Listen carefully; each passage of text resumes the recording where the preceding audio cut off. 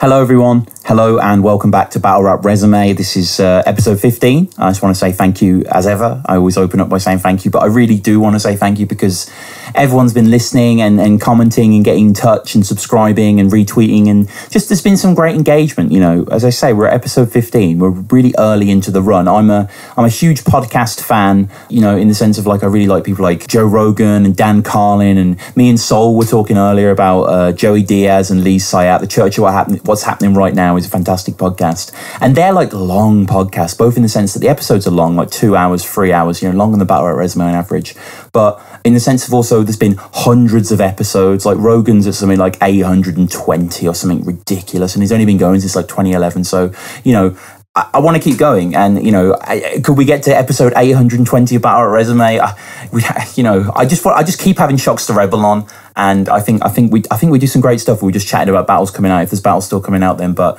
I do wonder that though. I do wonder what is the kind of finite capacity. There's only so many rappers that would be on. There's only so many rappers I want on. There's this weird Venn diagram. Like, how many is that number? And how many, you know, some of them that I want on won't get back to me, you know, or whatever. And that's fine. Like, I understand why people wouldn't want to be part of this as well. But like, you know, listen to the past episodes. People have enjoyed it. But yeah, so thank you so much again for everyone getting in contact with the show, listen to the show. If you want to keep up to date with any new episodes that are coming out, I always kind of like, you know, let people know what the upcoming episodes. I'm normally recording like 2 or 3 episodes in the future, kind of as to when the episode release, so 3 or 4 weeks in the future. And I let people know at Battle Rap Resume on the Twitter. If you also want to subscribe to the YouTube channel, I upload some kind of various things there, various compilations of Battle Rap Miscellaneous. And I've also started a new series called Gesticulations, which is basically a 9-10 part series where I'm going to just pick apart every album and EP of Jest. I don't know if anyone's heard of the British rapper Jest. He's a fucking genius, one of my favourite writers, incredible British rapper, and someone who deserves a needle drop style kind of expose is the wrong word, appreciation, you know. I fucking love the guy. So yeah, check that out. The first episode's on there as well. What else is there? We have the blog, battlerapresume.wordpress.com, which is kind of an archive of the show, really, just kind of if you want to see past episodes in a more easy format than just going on the YouTube channel, check that out. That's battlerapresume.wordpress.com. But anyway, I want to get into my guest today, someone that I've wanted to be on the show a long time, and someone that I've liked a long time. Like, I am a huge fan of spoken word as well as battling. I kind of got into them pretty much at the same time, and this guest was a kind of conduit for both of them, weirdly. It was kind of this, you know, I forget what his name is now, but Idris Elba in the Marvel adaptation of 4, he has like a bridge, the Bifrost Bridge, I believe, that kind of connects Asgard with Earth, and kind of in the fusing between battle rap and spoken word was Harry Baker. You were there in the middle, man. Thank you so much. How are you? That's one of my favourite introductions ever. Right, yeah, no, there we go. I'm happy to be that bridge. And like, you know, I mean, you know, you're a very humble guy, but international spoken word slam champion, you're a crossover sensation. Like, I can't think of anyone else that puts their toe in 2 similar kind of literary creative pools with such different audiences so well. Thank you very much. Mm-hmm. Yeah, I've really enjoyed it. I feel like as I've gone on with battles, I mean, I'll talk about this more, I've got more comfortable, and at the start it felt like 2 very different things. For me, there's a kind of crossover in it's about writing, it's about crafting, but I kind of had a different mindset going into it, and I've liked how I've kind of slowly, I mean, maybe both disciplines have moved slowly towards some kind of centre ground. I mean, definitely my battles have got more in tune with where I fell I'm at with poetry, but it's probably affected my writing as well. Your hand is forced in terms of persona, aren't you? Similar to Mark Grist, you use your own name, and in a sense it is an extension of the spoken word personality, though there are things you say as quote unquote Harry Baker, DFAFD, that you would never say on stage. Yeah. And you know, you say that Double L has like Down syndrome or something. I could just never imagine you going into that on stage. There are a few lines that I do genuinely regret. No, everyone has them, man. Like, yeah, exactly. But I've tried to even cut those lines out. Knowing that, you know, like knowing that one, like my parents probably watched my first couple of battles, but also like I go into schools and do workshops and stuff. And I know that the kids love it when they find out later. One of my favourite comments is on the Quill battle, actually, and it says, Harry came into my school and did poetry today. for fuck's sake, why couldn't you have done this? But mostly it kind of works both ways. But I have this kind of feeling that there's going to be a head teacher that discovers it. And so, I don't want to do anything in my battles that I feel takes away from my integrity as a human being. No, and I mean, there's no coincidence that the line I quote is from your first battle. Exactly. You do seem to have combed out some of those. It happens, doesn't it? You sometimes, I think you say in a battle, I can't remember what battle exactly, but you're like, I don't want to make homosexual jokes. You kind of preface it with it is a kind of common artillery of these battlers, and you get pulled in because that's just what happens. You're operating in this sphere. You can have as many funny puns as you want, but you have to go you have to fight dirty sometimes. Yeah, and I think everyone has their own personal boundaries and their own personal lines that they will never cross. And for some people, there's a bigger deal than others. I kind of told myself I'd never do any wordplay based on bitch, for example. Right. Partly because I just think it's very basic and very easy, but also, it's about having those certain things, because I knew I couldn't say that with any conviction because it just feels awkward to me. Yeah. And so it's about where you draw those lines. And again, the homophobia stuff, etc. But I didn't want to go into, and it was partly having had conversations with Mark Grist, I didn't want to go into Battle World pretending I was better than it, trying to judge it and be like, I'm gonna do some clever rhyming puns and not stoop to your level because you're all lesser humans than me. I love battling. Some of my favorite battles are the ones where people go completely in, and I almost respect it even more because I know I can't do it with that conviction. What battles are those then exactly? So just I was in the room for Big J versus Uno Lavos, for example. Father figure. Yeah, exactly. And that line where he was like, I've gone through your daughter's Facebook pictures. She's a fat little bitch. That is so far away from anything I could ever That ain't Harry Baker, no. Yeah, exactly. And I can't even condone that as a thing to say ever. No, of course not. The pantomime escape of battle rap is wonderful, isn't it? Yeah, and knowing Big J as a character and knowing he's got this kind of as an opponent ability to him, and having battled him myself, but in the room that captured everybody, and it was one of those moments. And also the next round, Big J did some quite basic rebuttal about stop trying to fill my six pack, and it almost diffused the whole thing straight away. And I love the kind of extremes that it can go to. But I genuinely think that my more recent battles have improved because I've got more comfortable in who I am as a person, and understanding the scene more. And it's interesting. I've just been speaking to I don't know if this will make any sense to the listeners. I've just been speaking to Vanessa, who's just done her debut as Shonda Rhimes. Right, there's sort of the one extra videos came out today actually where you battled Shuffle and Marlowe with Craft D, right? Yes. And she's now contemplating whether to do a second battle because obviously the first one went very well. And of course you do a second battle, Yeah, but then there's, having been through that process myself, kind of talking through it, because at this event, it was a slightly poetry-friendly crowd. It was in the Roundhouse, and so her stuff was always going to go down really well. What was amazing was she was fantastic, so all of the rappers liked it too.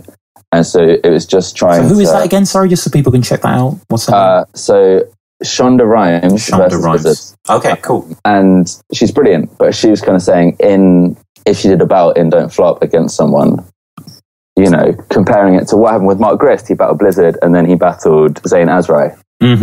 And just they are the two polar opposites of what can happen. It was a weird follow-up choice, wasn't it? It was interesting. Yeah. But then, but the main thing she came out of that was she felt bad for calling Blizzard fat. Wow, yeah. But mainly because he was so nice.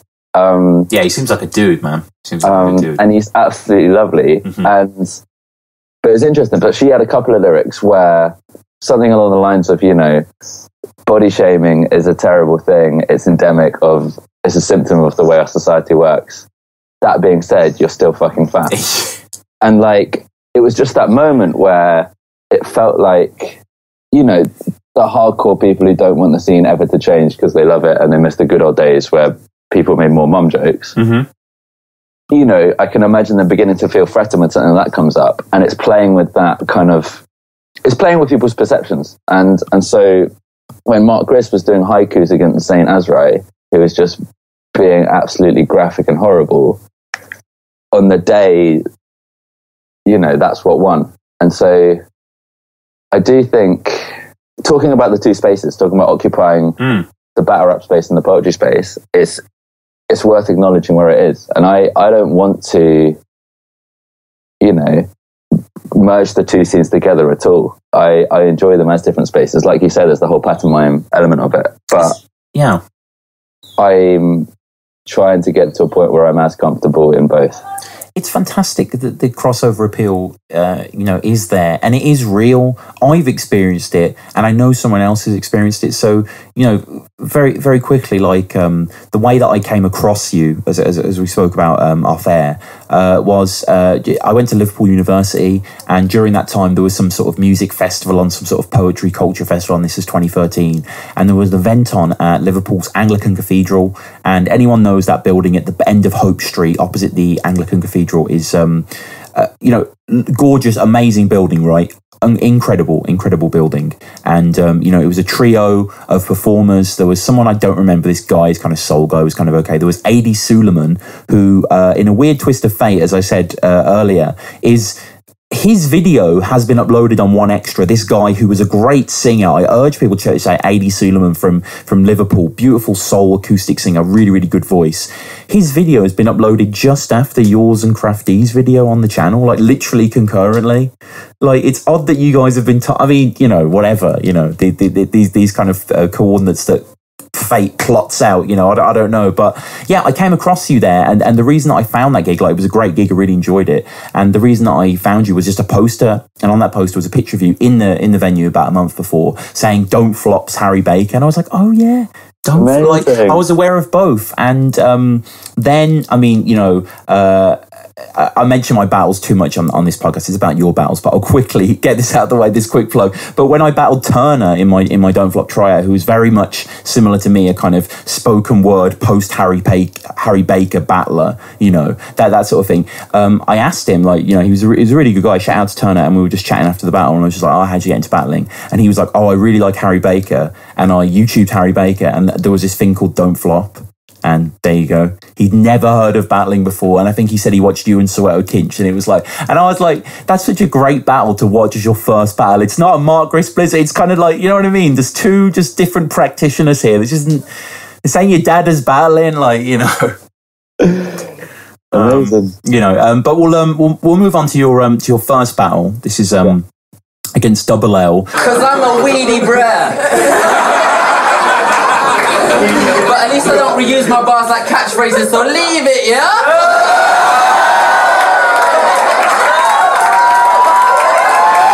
This came out October 3rd, 2012. This was at the Fringe, from what I can gather, near the end of the Fringe. So it came out pretty promptly for a tryout, it seemed.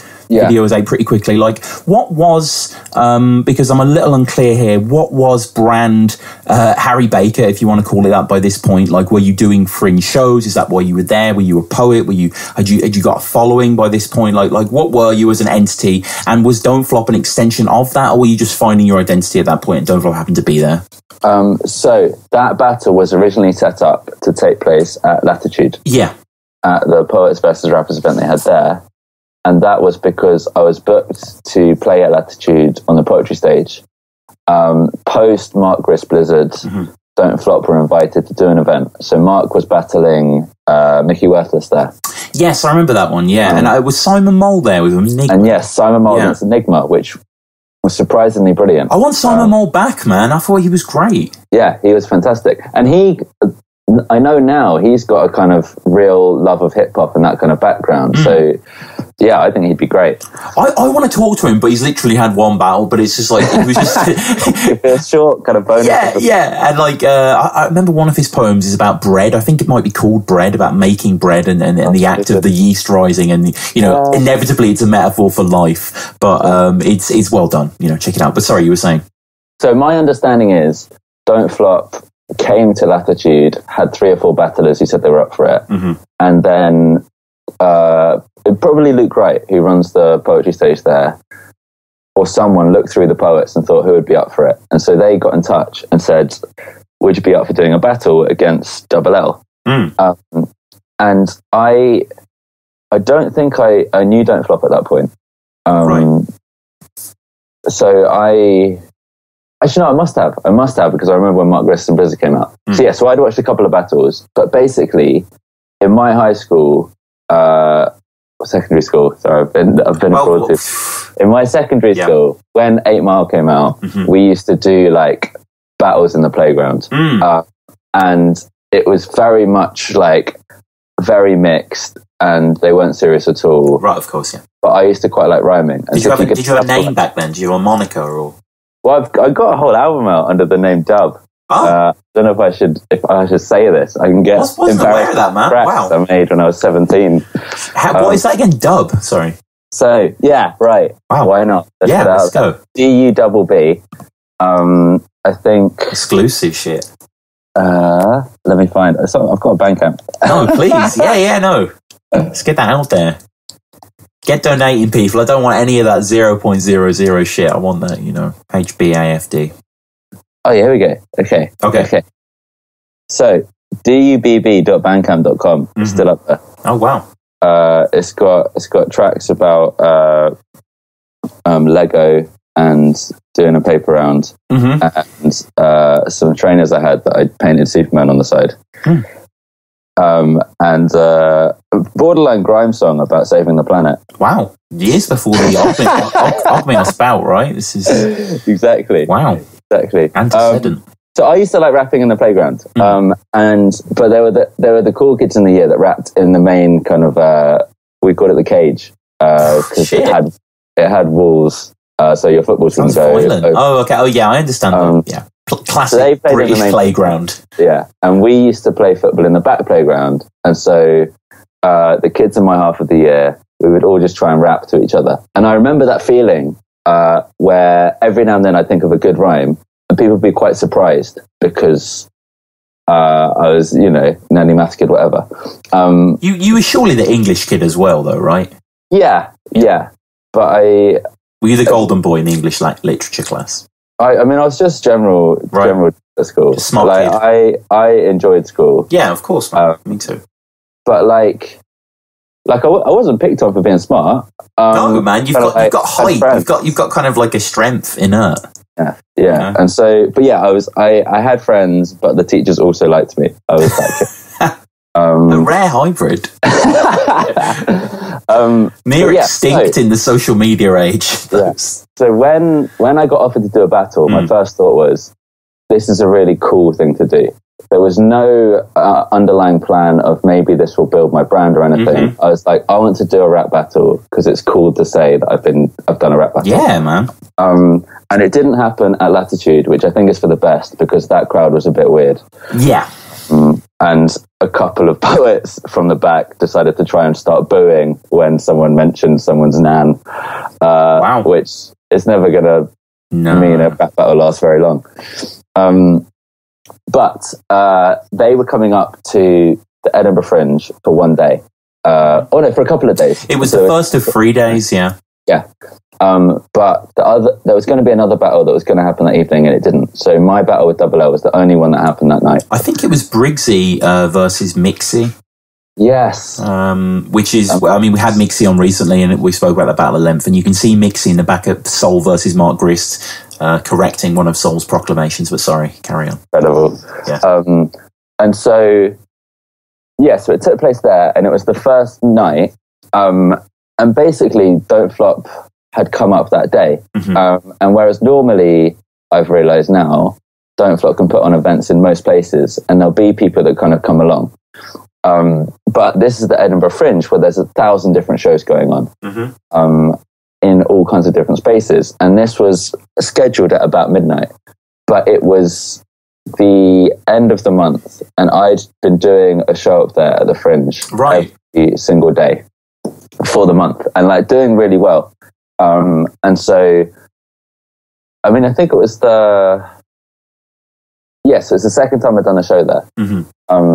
And so by the end of the month, word of mouth had spread. My shows were doing really well. And also I had a load of friends up to visit. So I was responsible for most people in the crowd being there. Wow, most? That's a big crowd. Which, like... They are a little too receptive to your bars, perhaps, but it's a huge crowd, though. Wow. Yeah. So I'm not saying this to big myself up. Yeah, no. To put into context why the crowd were how they were, because I think if I hadn't promoted it at all, it would have been a much smaller crowd. Right. And people may have wandered in, but there was only the one battle happening. And so, yeah, that's the context in which the battle takes place. It's at the Fringe Festival. I've done my show for the whole month. So I'm riding high on adrenaline that I've just finished my show, and this is going to be like the final thing that I do.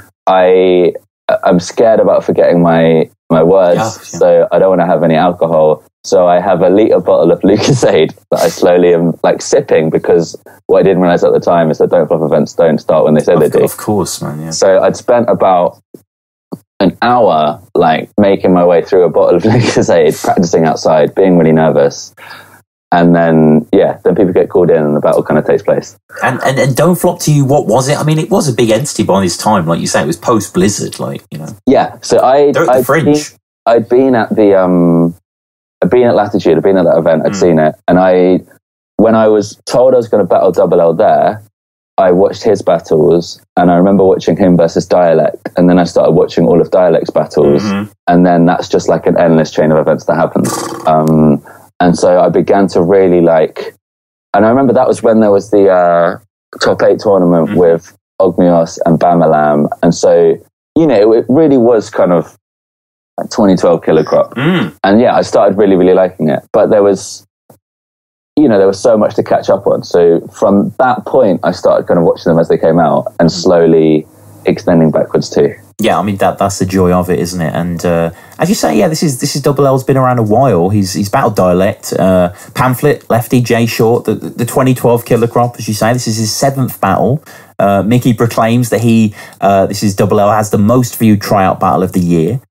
He's one of the dudes in it. It's Double L from Wolves, and it's an interesting mix-up. If someone said who was Harry, if you say who was most probs tryout, and someone's like, oh, it was Mark Grish, you're like, oh yeah, okay, that makes sense. If you say who's Double L's tryout or whatever, there was a Dialect Impact. Sorry, I think tried out together. That was right. I was thinking it because of the Double L thing, but you and Double L is like a kind of weird tryout for you to have, I suppose. But it kind of works that way, and Double L chooses to go first, and Harry Baker. You got to do a multi for that. So it's a massive waster. It's a serial masturbator.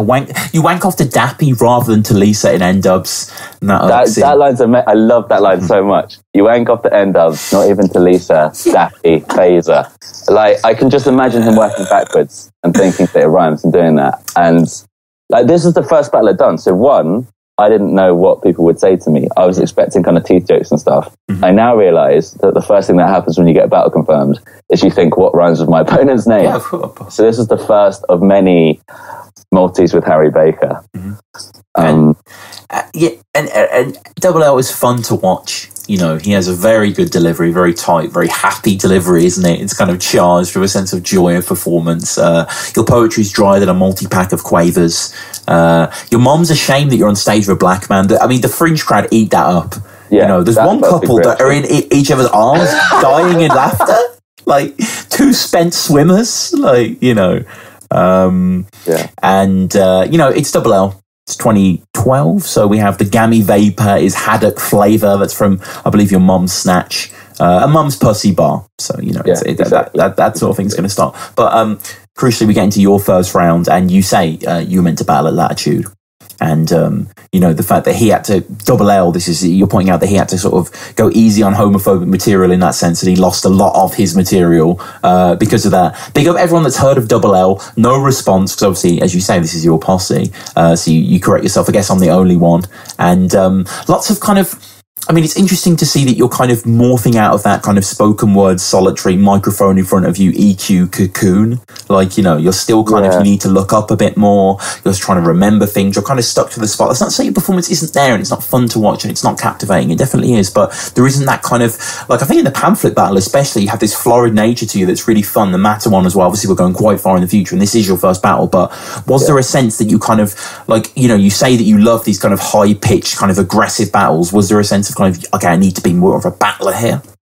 Not even. It was mostly nerves. The benefit I had in this battle, which I didn't realize at the time, is because I was getting so much reaction, I could think about what line I was doing next. So there was no chance to get into any kind of flow. And I still kind of have that in my battles as it goes along. Is, you know, I just like putting one-liners in, and I like doing flows, and then it's quite hard to get that momentum. But at the time, it was just, I need everyone in the room to hear me, so I'm going to try and be as loud as I can, as opposed to doing, you know, poetry voice or whatever. But yeah, it was just, I'd not had any experience of doing that before. No, of course, and that just comes with experience. Lyrical skill. Only way you'd ever win in a battle with me is if it was actually physical. And big friend of the show, Most Prob, is chuckling in the eaves there. In his, he kind of nodded his head at that point too, which was good. He's wearing like a mobster suit. Shout out to Most Prob. You talk about catchphrases, and it doubles kind of propensity towards saying, you know, denying things quickly. You talk about his Twitter, I believe, as well, and you know, that's quite an obvious one. But then there's a really nice name for it, actually. Probably one of my favourite lines of the round. Put a hole in double L and then I'll laugh out loud. Yeah. Solid. You know what I mean? Like that works. That works a lot. That connects hard. And the crowd are, I mean, for all their kind of perceived bias, and you know, you said that earlier, but regardless, if you didn't know that, and if you do know that, it's still a crowd that they rock with double L. The material's good. You know. What I find interesting is the bars of his that got the least reaction, that he was maybe expecting something for. He said something like, "A fanny fart, that's how much of a man you are." Which is like a reference to a poem I just had out at the time called Real Men. Right. So like, I mean, he'd not done a ton of research because I'd never done a battle before. So I had the massive advantage of having watched his battles, prepared a lot more than he would have expected, and, you know, kind of knowing what I was up against, whereas I was an unknown entity. And so he'd watched a couple of poems. I know that he has a bit later on about dinosaur love. Yes, yeah. But yeah, it was interesting. And he said something like, I'd fuck you up at a game of Scrabble too, as well as being more attractive or something. And like, for me, that was a like fairly insightful thing, picking on a couple of different things. But like, to people watching this, it's kind of nothing. And so I find that really interesting. Yeah, it was like we had Bard on, and during his tryout against Brains, he does a whole kind of personal second round, and it's kind of like, well, he's a tryout like you are. Like no one knows him. Yeah. Like there's nothing to attach to any of this. And like you say, yeah, Double does go in on Dinosaur Love, one of your great poems. Everyone should check that out. Picture Harry back at yard wanking to Jurassic Park, and then talking about your dad coming upstairs and almost about to go interrupting you, and you're like, I'm about to bust. This is the part with the T-Rex Rex man apart. So that's the kind of climax that you get off on, that kind of Jurassic love, as it were. And Double, he struggles a tad in this round, repeats his bars. I mean, he has that flow that you can kind of rely on to kind of paper over certain cracks there. The crowd hold it down. You know, you urge them not to kind of interrupt, and they don't. And Double kind of escapes the round. No one would ever say that he necessarily choked, but it's slightly more abridged than you would expect. But it's just fun to see Don't Flop in the Edinburgh Fringe, and I realise it's kind of one of those things probably only going to come across once in a lifetime, and it's not very likely that we go back there at the end of August to do anything else, but it's cool to have it, isn't it? And people should check out Soul Margaret as well. Soul gives a great performance in that as well. And you begin your second by basically saying he's a spitting image of a mixed-raced Elmer Fudd. You know what's best of all? You came with your egg shiny head at a Fringe festival. And I mean, it's puns, Harry. It's wordplay, isn't it? I think Crafty said puns to stun and galore. Puns galore to stun and amaze is what he says. And that's always stuck with me. Not as some great line, but just for some reason, a great description of kind of the onslaught of wordplay that is, symptomatic of yours and Crafts and other kind of spoken word hybrids. And I fucking love that stuff, man. Eat that stuff up. Like, it's just kind of a almost mental, I don't want to say competition, but in your head when you're thinking like, oh, I would have thought of that, or he's doing a round of eyebrow puns. You know what I mean? You kind of get on board of it and kind of just come across in that. What is the Harry Baker writing style? Has it always been similar? Do you see it as you're just learning effectively 3 separate poems, i.e. rounds, or is it more of a cohesive whole? Or? No, so I have a kind of splurge of different ideas and then try and expand on them all individually and then see if I can group them together into 3 subsets that make sense. And it's often just whether the end of one section feels like it naturally leads on to the start of another, and that kind of thing. And it will, I mean, I feel like I was misled. Battling Double L, that was the perfect battle for name flips. And for me, name flips are ideal because you're not actually being horrible. Like, you don't have to go in on anything. It's just a clever way of acknowledge. And like, when you battle someone, the one thing you guarantee everyone knows about them is their name. So it's just that in that setting, it's a perfect thing. But also, everyone who's ever battled them before has had that opportunity too. So if you battle someone at a stage where they've not all been done, but there's still stuff there, you're essentially showing off you can be more creative than everyone who's ever battled them before as well. But Double L, there was so much that I could do there. Another lyric I really liked in that was in Spain, when they say double L, it makes a Y sound. On stage, when you use double L, people make a Y sound. And like, that's just like about, Spanish pronunciation. Yeah. That's not an inherently cool thing to talk about at all. But it's kind of linking his name to something vaguely insulting him.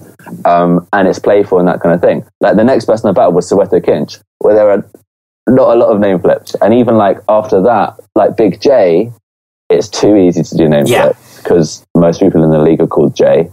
And then O'Shea, there's kind of not much either. And so it's really interesting finding that. I was only kind of battling Dunn D again, which we'll get to, where I could really have fun with his name and kind of do that again.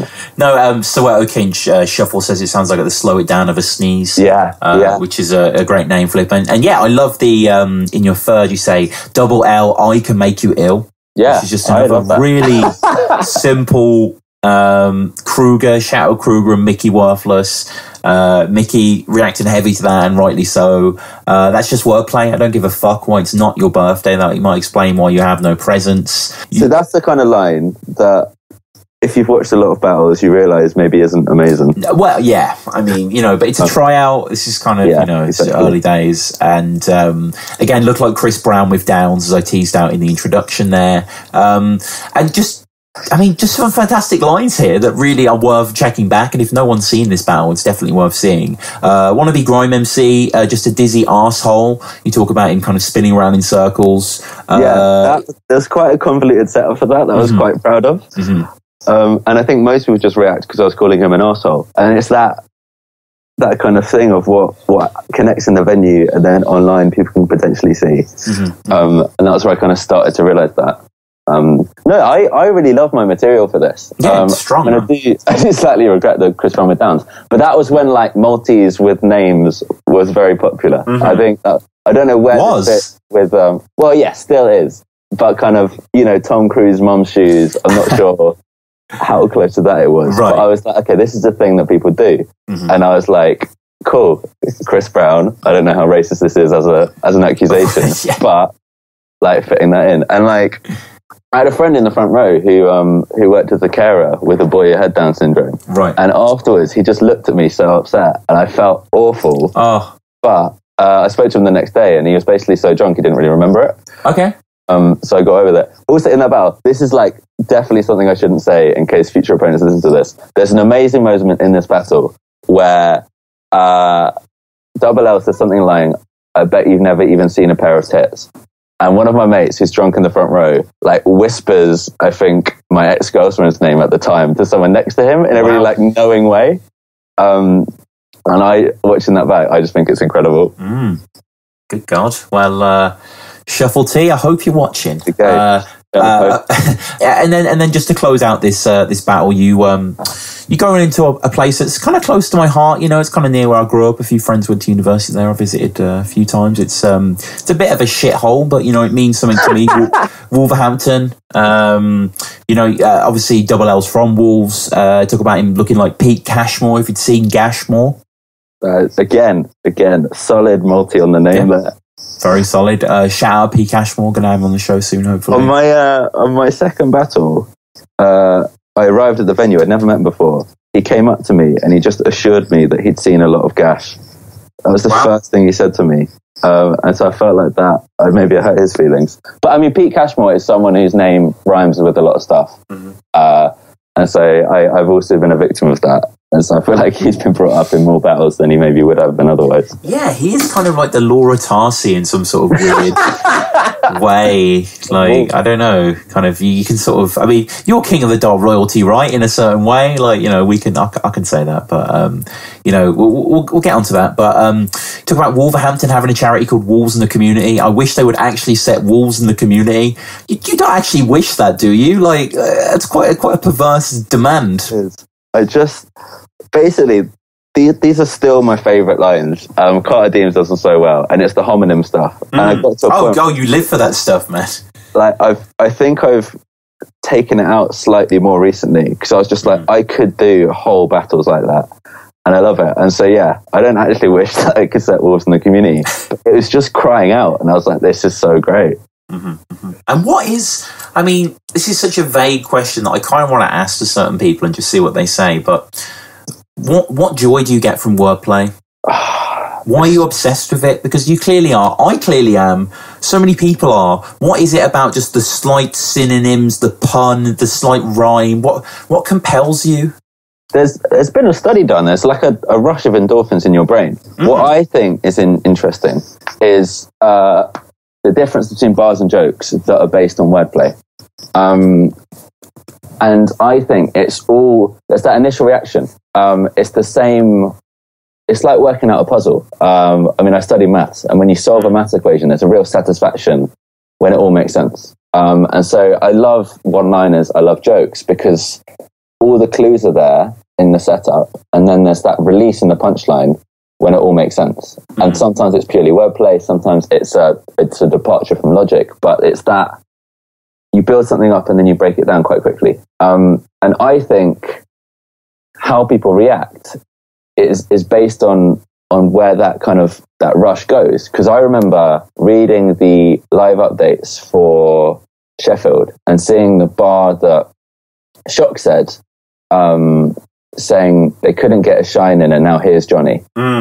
And when I read that on Twitter, I imagined him doing it in the voice where, you know, they couldn't get a shine in and now here's Johnny. Yeah.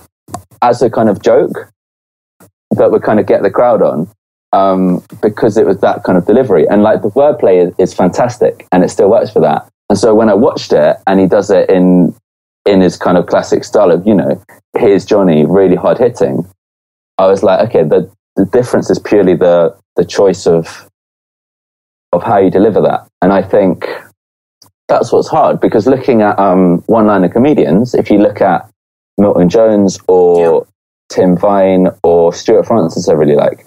Tim Vine has the very much dad joke vibe, and it's a lot of groaning, and then in amongst that there's occasional unbelievably, undeniably brilliant ones. Yeah, of course, yeah.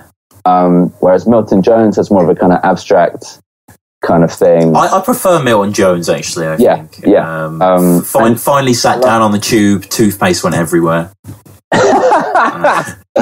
Yeah, and I love it. And then Stuart Francis is a lot drier, but I think... Mm-hmm. Oh, yeah, he's great as well. The Canadian guy, he's amazing. Oh, God. He's amazing. And things like... He needs to battle. Oh, he would be brilliant. But I think things like bad bars, it's still wordplay, but there's an added safety mechanism of this could be the equivalent of a one-liner that gets a groan, but I'm going to show you that I know it's bad already. Yeah. And I think to have the conviction to do something that's essentially a dodgy pun, like, and scream it in someone's face, that's most of the stuff that ends up in bad bars. But if you can do it and pull it off in a way, I think that's brilliant. And and I have lines in my poems where I deliver them in different ways because of how confident I am with them. And I love wordplay, and I always have. And it's about which emphasis you put on it. And I think, a lot of if something's an anagram or something, for example, that's a coincidence, and it can be quite pleasing. But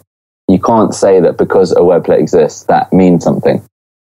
I think it has to work the other way around, and you can use the wordplay and that kind of stuff. But I think the emphasis people put on wordplay is where it gets kind of tetchy sometimes. Mm-hmm. No, completely. For me, certainly, and I hope a lot of the listeners share this, it's a sense of adventure. It's a sense of like, what can people do still with words? Like I've watched millions of battles. How can you impress me? Like how can you make me think about something differently? And it's the same way that I play a lot of guitar, and it's just 12 notes, but it's kind of mind-boggling the infinity you can conjure within a few seconds. It's ridiculous. And we have that, and that's why I don't understand why people. We mentioned him on the Soul episode quite a bit.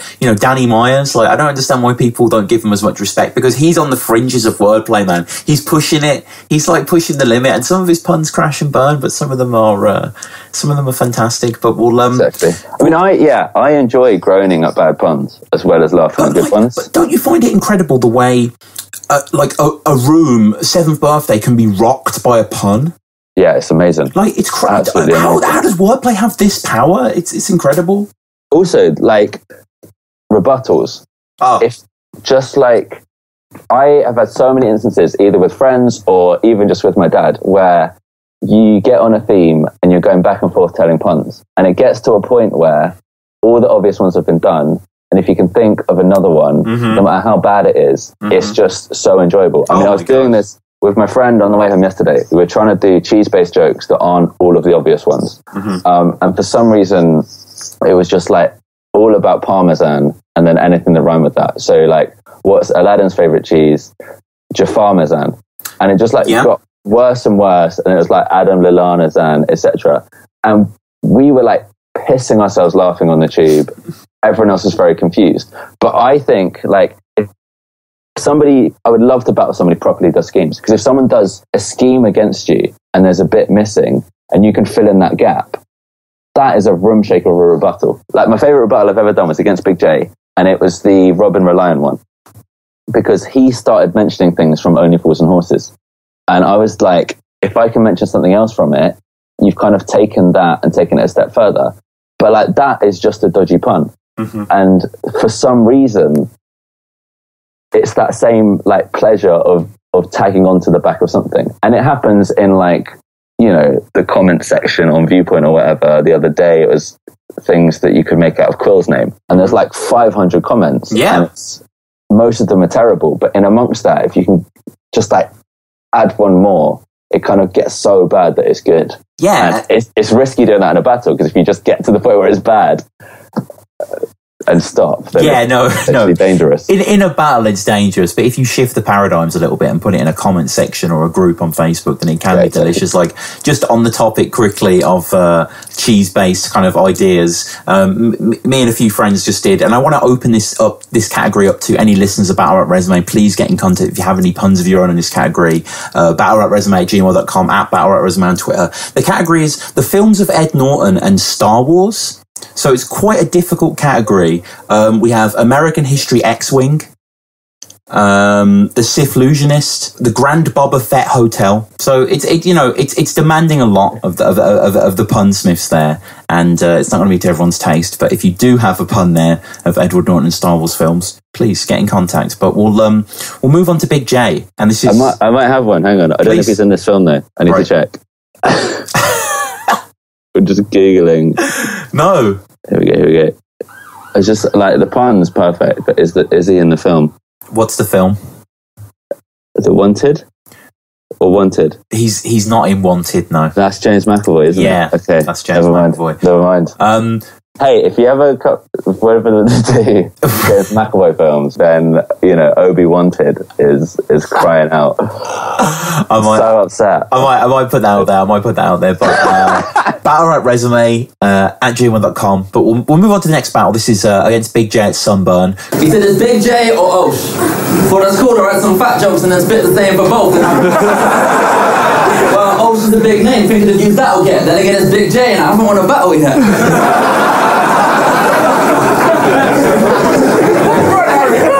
Because you couldn't pretend to imagine to come up with stuff that Osh says he might do. Couldn't conceive of bringing an apple to battle because he doesn't like fruit. Great event, great venue, great card, great don't flop matchup. I remember seeing this and I was like, oh yeah, this is a funny matchup. Like, I hadn't heard of you in a while. Obviously, we're skipping across the Soweto battle, who I'm going to have on the pod very, very soon, actually. And me and him will be talking about the battle explicitly, but great battle. Stowaway battle as well. You've been busy with your own things, but you're coming back into this against Big J. I mean, you're part of the big event now. You're part of the roster. And whilst the O'Shea battle is probably what solidified you as a candidate for, like, quote unquote top tier, as it were, like, you're doing well here. Like, your fourth battle and you're battling Big J. It's a good look. Yeah. And I mean, I say this in the battle, they genuinely offered me, well, they mentioned Big J or O'Shea at that point. Wow. And so the Double L battle went really well. It went on YouTube and got loads of hate. And I kind of thought that would be it. Then I got offered Soweto Kinch, and just genuinely, he was a slight hero of mine. So I really he's genius. Just wanted to get to hang out with him. And so I did that battle. Then Stowaway, I liked his battles, was really hard to write for as a battle in and of itself. It's my least favourite one that I've done. Lots of Greg puns. Yeah.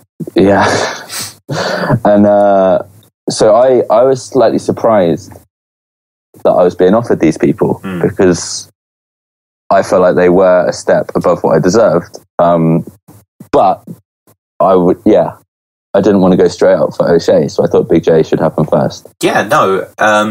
Rocking the Poetry Slam Madrid tee. Yeah, great rebuttal from him on that.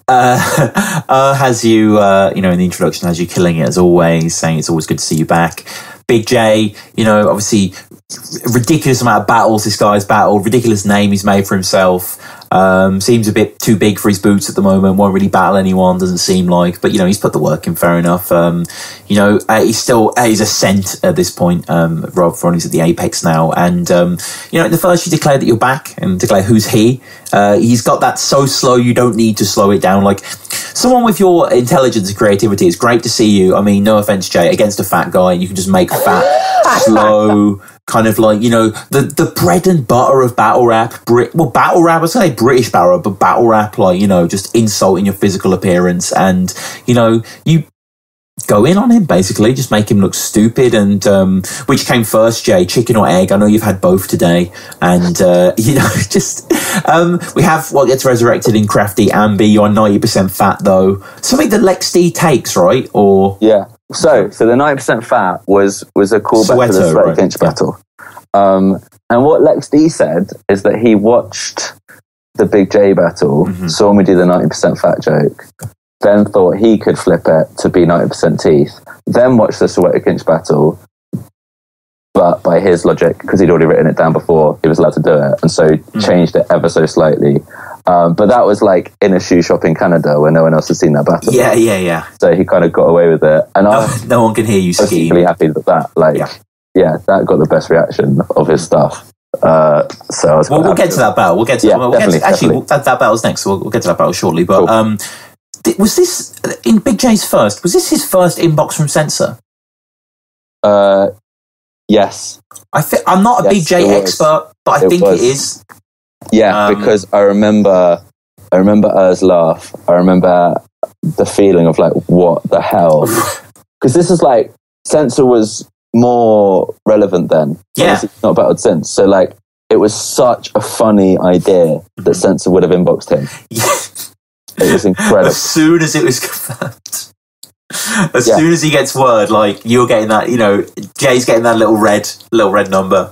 Yeah, just like the idea that Censor would go out of his way to give him personal information about me, of all people. There are so many levels that is ridiculous to. I remember Bagno using it as an example of saying, Big J has what you call intelligent fart humor, whereas like that line in itself, coming up with that is genius in and of itself, in its own way. And it's not genius in the way that doing very complicated wordplay is. It's just a really clever, thought up. Yeah, it does make you see everything in a different light. It sets the tone immediately for his round that is just kind of simultaneously indulging within the trough of battle rap and then kind of playing on its tropes and just being a little archaic in that sense. Looks like you've been shit in your last battle, now you're even more shit. You know, I mean, Big J is probably not built for battle rap resume, but you know, you definitely got the face for noncing. You and Enigma need to be punched in your fucking faces. Get your long neck cap like the KOTD host. Shouts to Organic. Love Organic. Talks to your poem 59.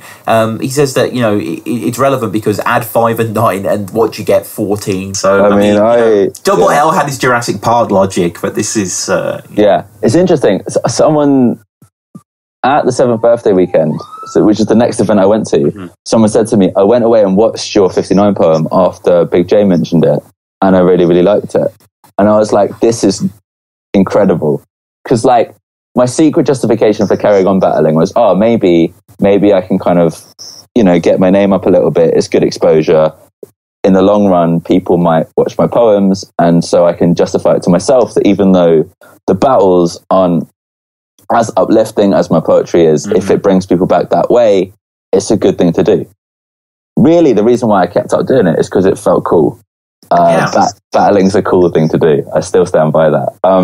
But then this was like, because this battle got more views than any previous one, it was suddenly like people, and I think because I'd done a few at that point, people were then clicking through to see poems, which is, I told myself hopefully would happen, but didn't actually believe that it would.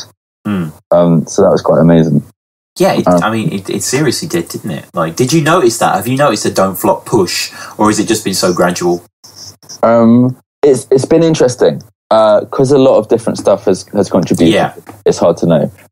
What I do love is that any battle I do, along the side, there will be a link to the kind of one of the TED videos, which I think is really cool. But people come up to me at poetry events and say they are Don't Flop fans and come through it. And I think that's brilliant. That's great.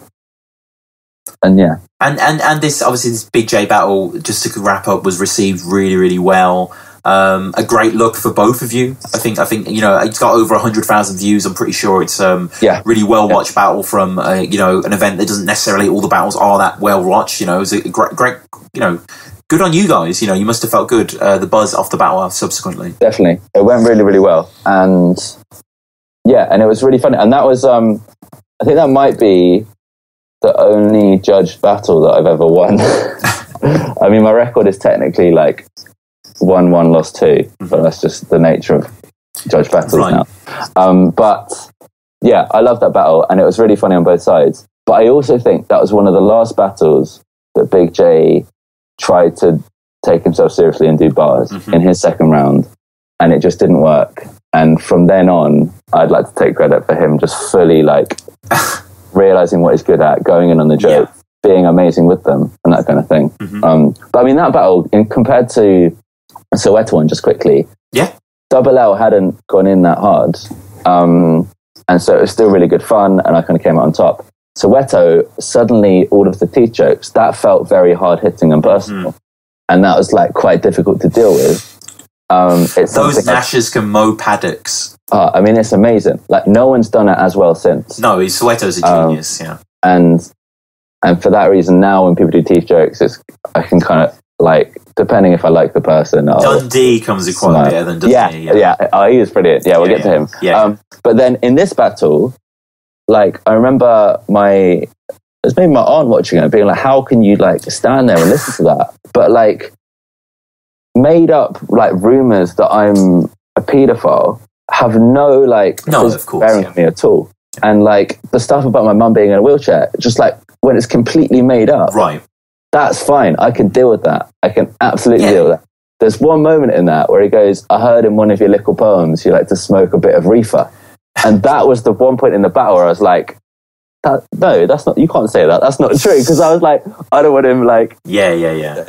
detracting from my poetry, because that's not ever happened. And like, I just found it funny looking back on it that was the point I had some kind of contention with, because it was just nonsense and it was fun. But that was the first battle I managed to have fun in, because people were reacting as I went along, and I could deliver the lines a bit more confidently, and I knew my stuff to the extent that I could think of rebuttals. I mean, I'd done one or two before, but like this battle, I felt was one that I was actually good in. And yeah, I feel like that was the first battle where I kind of thought, actually, I can do this.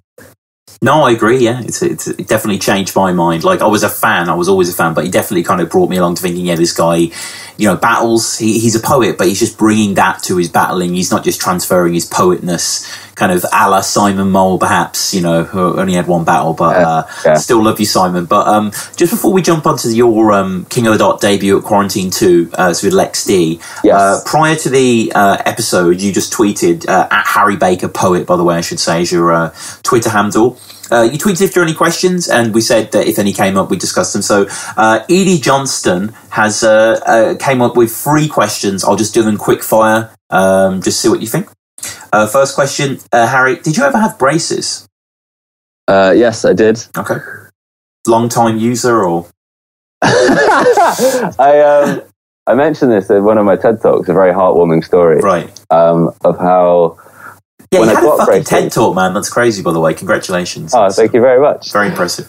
Yeah, so it must have been like year 8, year 9, normal kind of time. I got braces. And for me at the time, that was an incredibly important thing. Because I was like, because I've been picked on for my teeth. And I was like, this will sort it out. And again, like, I had friends. I wasn't constantly bullied. Yeah. There's like a couple of like horrible kids that I avoided.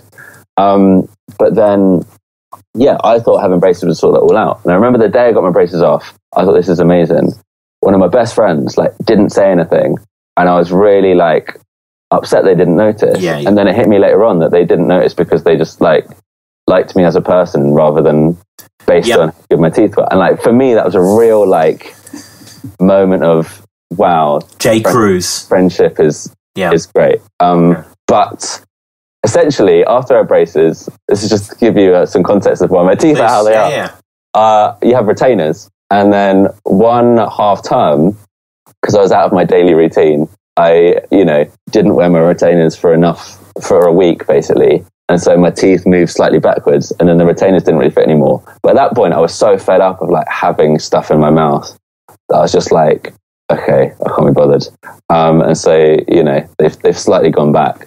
But it was a formative part of my life. And I'm quite happy with who I am now, so I'm not so fussed. When did you realise that you could mimic a T-Rex? It was when I wrote the poem. I was trying out different ways of doing it, and for a good year after I wrote it, the noise would come out very differently. And it was only through practice that it got pretty solid. And finally, what would you be if you weren't a poet? Am I allowed to say a rapper? Yeah, rapper works. Rapper works. We'll push forward. I'm sure there'll be more questions, but this is the Lex D battle. How exciting! How brilliant to see you out in the world, facing a random battler in the world, just to get you some XP, as you say. But one of the wonderful things about battling that you can't really translate to anything else in the world is seeing someone cross countries and go to a different league and adjust to different customs. And obviously, it's a little different. You're not going to a blackout. You're not going to a world dom, at least not yet. You're in a shoe shop with Sketch Menace, am I right? Yes. Yes. How did this come about then, you and Lex? This is a weird one. He thought, what stops Superman from being Clark Kent? Why is Spidey so much stronger than Peter Parker? So when there's battles, when he wants to seem the hardest, all of a sudden, he doesn't need his glasses.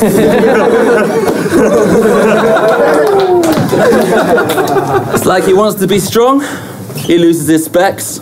He puts them back on, he loses his pecs. The context of this battle, I had been asked by a teacher to go out and do some workshops in a school in a tiny village just outside, in Alberta, kind of about 2 hours drive from Calgary. And like, teacher offered to pay for my flights and put me up for a week. So it's like a free holiday to Canada to do poetry, which is what I love doing. And it was in the holidays, I was still at uni, and I was like, this is amazing. Completely up for it. And I kind of like had watched, I mean, most of the North American battlers I knew were ones that had been on Don't Flop, but I would then check out their battles as it went. So I'd watched the UK battlers that had gone to King of the Dot. So I knew that was a thing. But I didn't think that they would necessarily know who I was. So I put a thing on the Talkback forum with a link to the Big J battle, or maybe even O'Shea, because I thought people might have heard of him, saying, I'm going to be near Calgary. Are there any events going on that I could perhaps come to? And there was an event that Sketch Menace was putting on the week before that sadly I couldn't make, where Soul battled Pigsty. Oh, okay. So I would have been on that event if I was there, but sadly I wasn't. But it just so happened that Sketch Menace had watched my TED Talk a week before. And so he'd kind of seen me do the poems, and so knew of me because of that, and then was happy to watch the battle and kind of put a one-off event on. And I mean, basically, Lex D is I say a number in the thing. He's done about 50 battles. He's a workhorse of the West Coast, right? I mean, he's got 51 battles, and he's one of those people,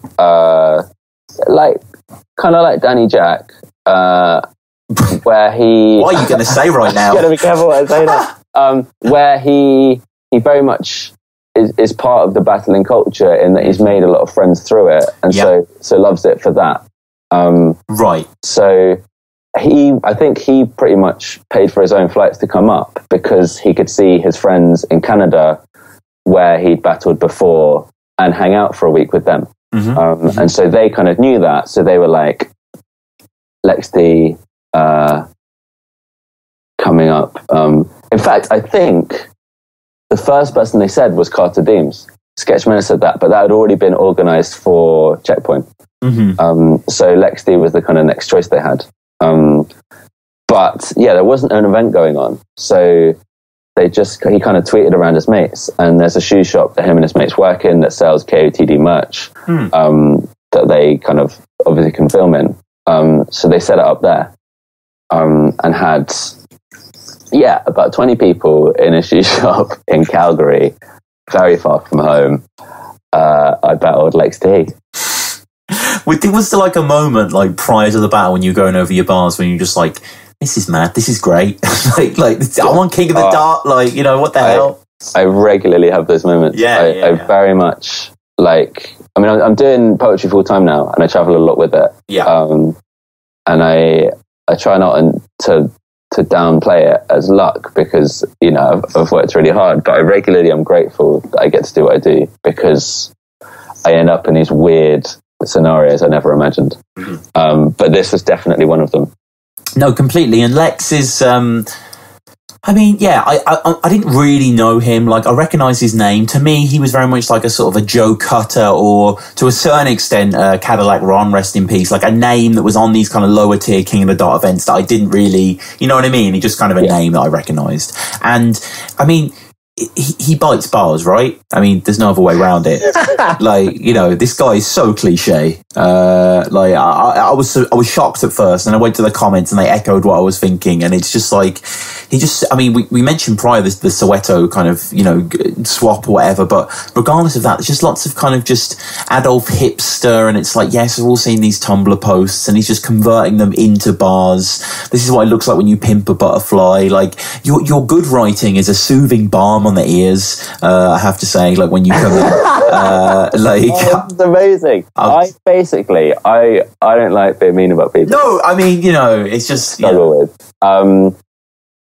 And like, he's really lovely, but he's very much a pop culture reference rapper. And if anything's happened recently, you can mention it. So like things like there was that song Club Going Up on a Tuesday he references, and To Pimp a Butterfly had come out, and he clearly thought, okay, how do I put that in a rap?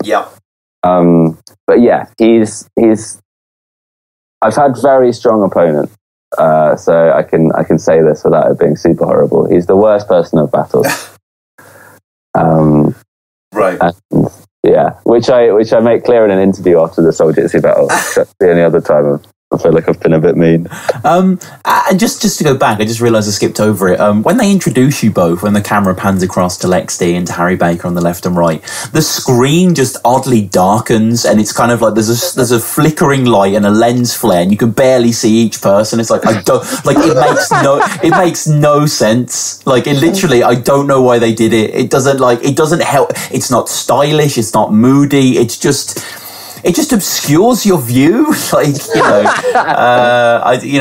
but we'll get into the round. Make this rat-a-ta-ta-ta, you Pokemon gun bars. You're stretching your limbs out here, and you do feel very, very comfortable. It's great seeing you in this King of the Dot environment, and you're Harry Baker. You're not letting anything faze you, and it's great to say, are they ever going to let you be King of the Dot? You ask him. You're playing on this fact that he is the workhorse. He's been around for so long doing all this sort of stuff. I cannot oblige. Have I said Canada enough? I cannot decide. I just cannot wait to get on Canada's side. It's that patented hominin game. That was like me in super comfortable mode, being like, actually, I've got to do my thing. And I love those Canada jokes. And I felt like that was the start of, actually, for lack of a better word, having a bit of a swag with the puns, where it's like that temptation to kind of do the shoulder roll or something and be like, yeah, I don't care if you don't like this. This is brilliant. And that kind of unashamed belief in the pun. And I was really happy with that as an opener, because I was just like, this is most people who watch this battle, this is probably their first time seeing me. Yeah. So what Lex D is to you, I feel like I was to the Canadian fans, if that makes sense. Mm-hmm. No, completely. And it's testament to the battle's quality or your quality that it gets put on the King of the Dot channel, doesn't get put on the GZ channel. Where the majority of Lex D's stuff is. I think he battled Tricky P. What? It is? No, this is, yeah. I mean, that is just, as they say, facts. But yeah, he was with Tricky P on there. And I mean, okay, just a final jab at Lex D before we get into the rest of the rounds. No, it's more interesting if I stop being nice. Well, no, it's just kind of like, he has, I mean, yeah, it's the worst slogan of all time. He has the worst slogan of all time. Your mama. Not only is it said in such a bullying year 8 kind of just lame American, baseball cap backwards kind of your mama kind of getting your lunch money kind of way, but it's just what a way to end a round. And you mimic it really well, and you do end your first by just saying Obama. And, I think you say banana as well. So, you're showing a little disdain there for that catchphrase. Yeah. I mean, it was good because having him as an opponent meant, I'm undefeated on King of the Dot. Yeah. Which World Dom 6? So I think it clashes with Edinburgh. Not that I've been invited. I was invited to go out for another event Sketch was putting on recently. But that was against a guy called Copacetic. Yeah, I'm aware of that guy, yeah. Who I've only watched one battle of his that turned pretty shambolic pretty quickly. Right. But I mean, he's another very self-aware. He does. He's one of the moderators on the Reddit page. Yes. I mean, I've not really met him or had much interaction.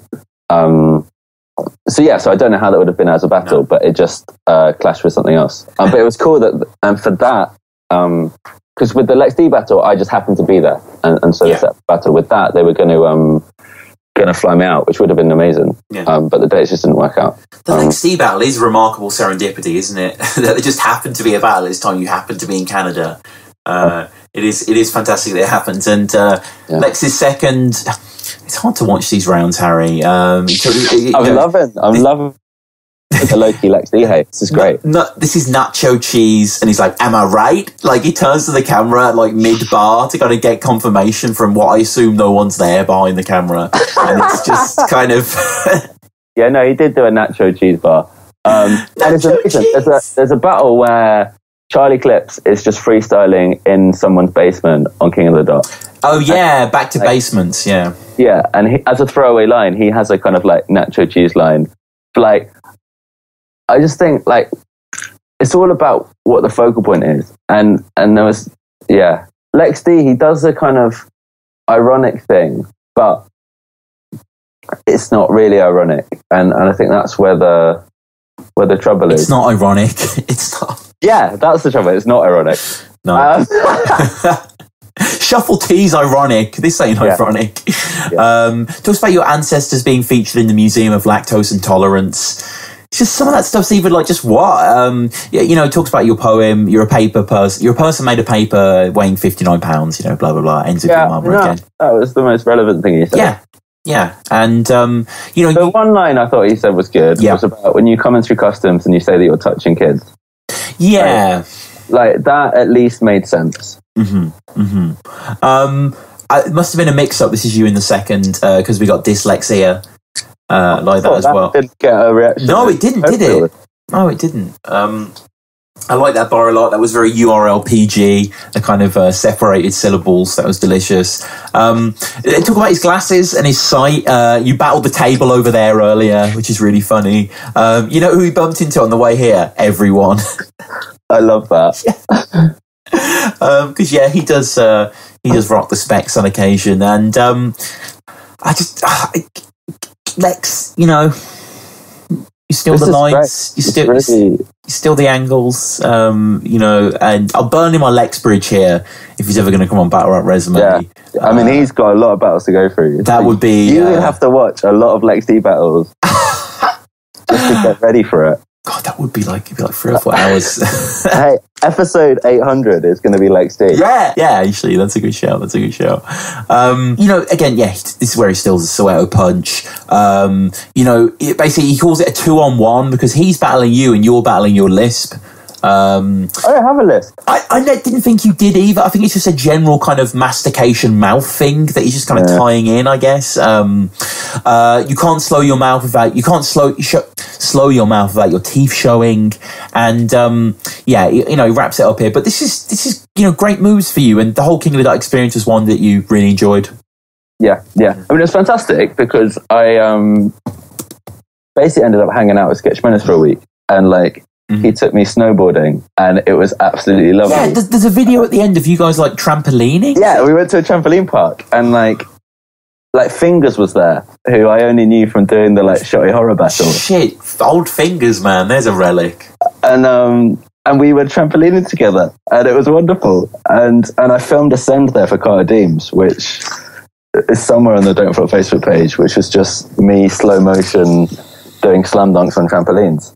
Yeah. With epic music behind it. So I had such a great time, and I was so welcomed there. You gave them Easter eggs, so why wouldn't you be? Yeah. And it was just really fun and a really good atmosphere, because at Don't Flop events up until then, there's no trampolining. Still now, I turn up, I do my battle, and then I kind of leave. I mean, nowadays I know a lot of the battlers, and I can hang out, but often if it's in another city or town, you have to get a train back. And I mean, in a good way, most events I've been towards the top of the card, so most of the day I'm kind of quite nervously pacing around, remembering my lyrics. By the time it's over, stuff's winding up. So I don't spend a week with most battlers, is what I'm saying, whereas I stayed with Sketch Menace and just had a really good time, which was interesting because this was before he was meant to battle her, and then before all of that happened, right?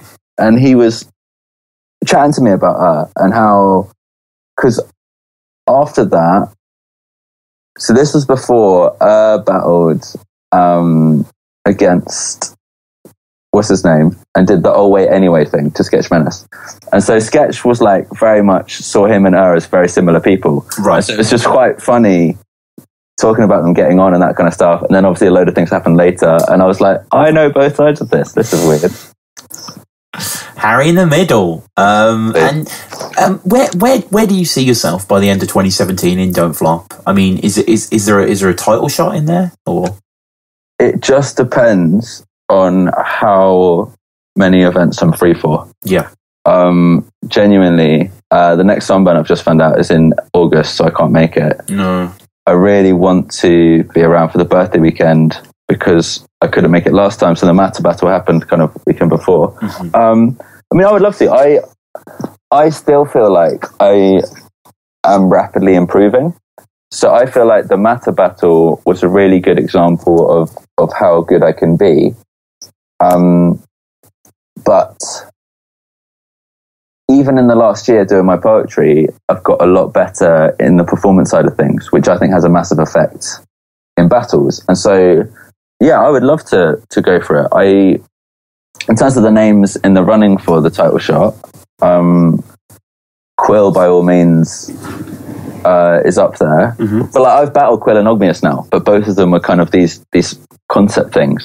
So no, they haven't been, and obviously, like Shox and Koji are mentioned as the up and comers that could be in the running. Mm-hmm. But I feel like I'm slightly before them in terms of how long I've been around. Yeah, and it's just about momentum. And if I'm around enough to do enough battles, then I feel like I could be in the running. But also, most people I've battled, I absolutely love, and they realise that I'm entertaining, so they put me up against funny battlers. And so it seems like a case of taking it in turns to entertain the crowd. And that's how you pick a winner.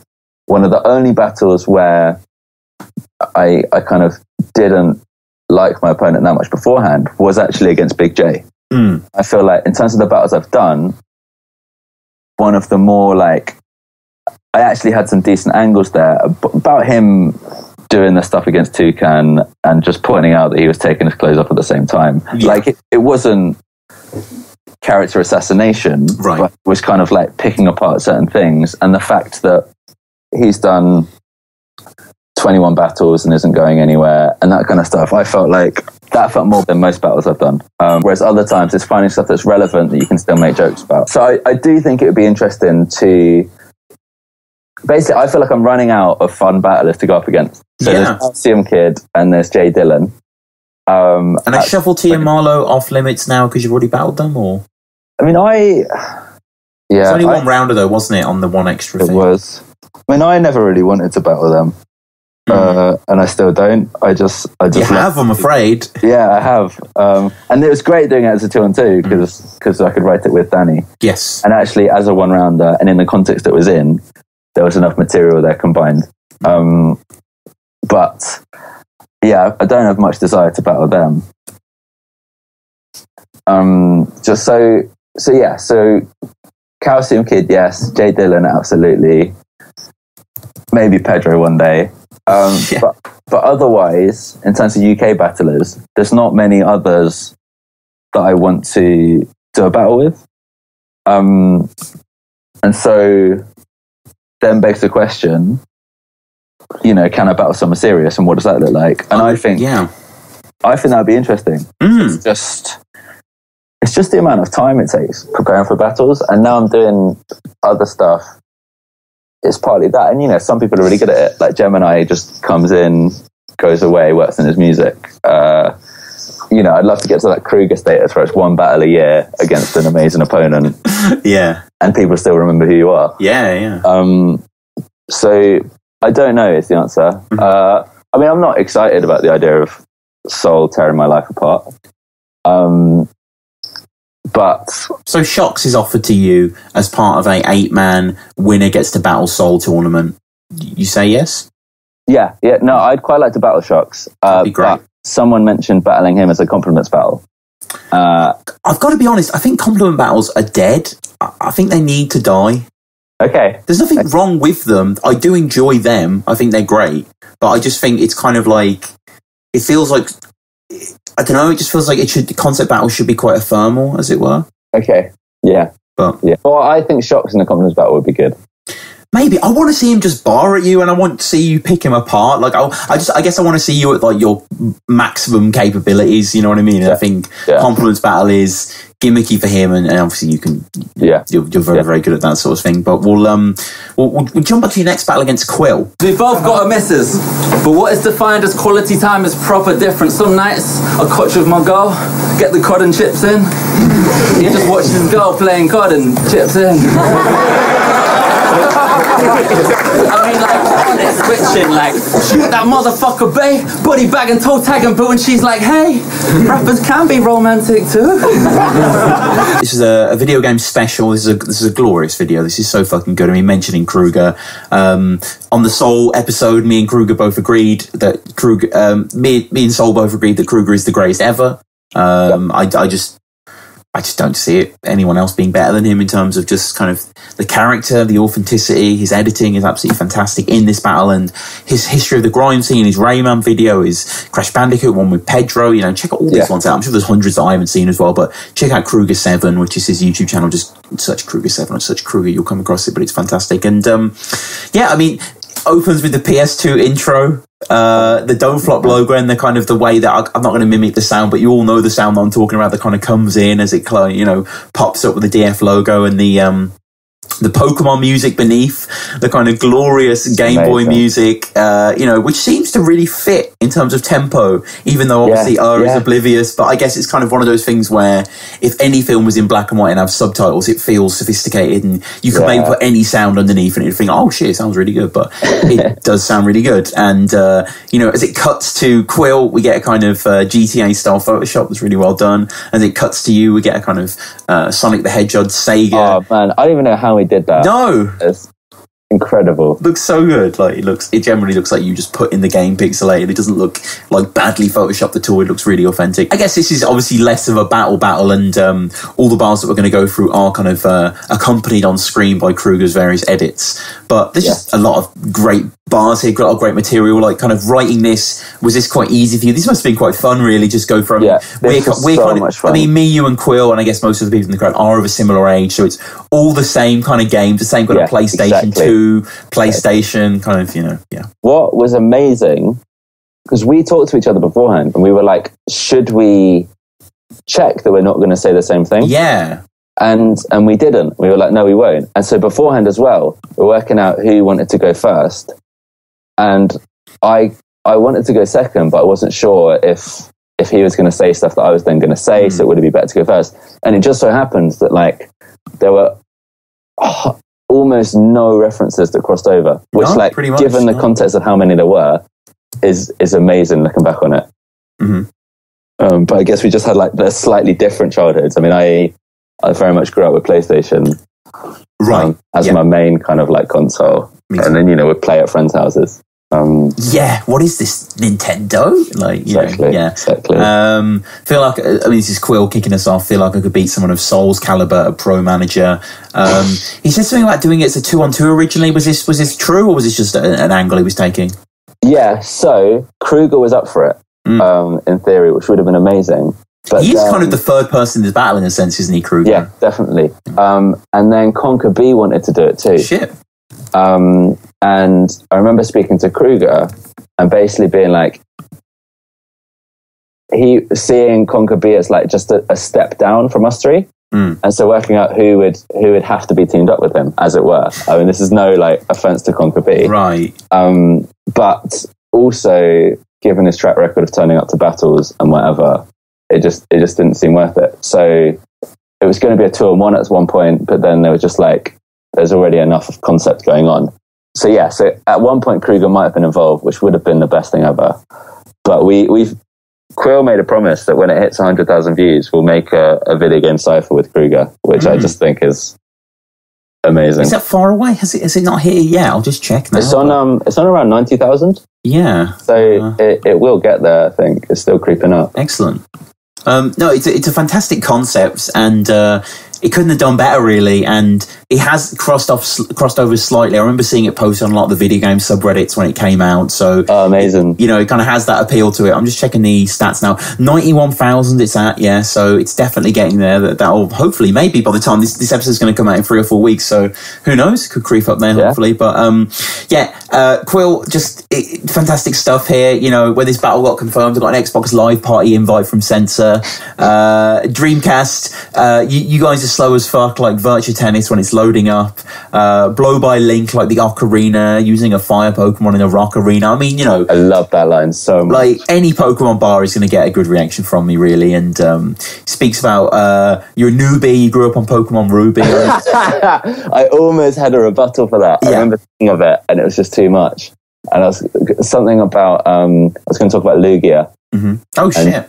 Rocking that silver ting. Yeah. I was going to be like, I'm not Ruby, but I can go to like gold and silver. I was going to be like Lugia. I was going to be like, I think Lugi is like American for like spit. Yeah. And like something about, you know, when you basically I'm going to spit on some female that he knows, and so I Lugia. And there was just slightly too much going on, and I was like, I don't want to talk about spitting on women, so I just leave it. Well, it's like the second, I don't know if you remember the fire starter in Gold and Silver. I think it was Cyndaquil, and he evolved into Quillava. So no way! So you could have like maybe, but that's such an obscure reference. But I mean, like, and then Typhlosion. Typhlosion, exactly. Yeah. There we go. Even in Sims, Quill is going to make put the kettle on, and he talks about Max Payne, slow it down. It's a fantastic round from him, and then we kick into your round as well. Talking about yesterday, you played Dance Map with Shotty, and you thought he wasn't going to show up.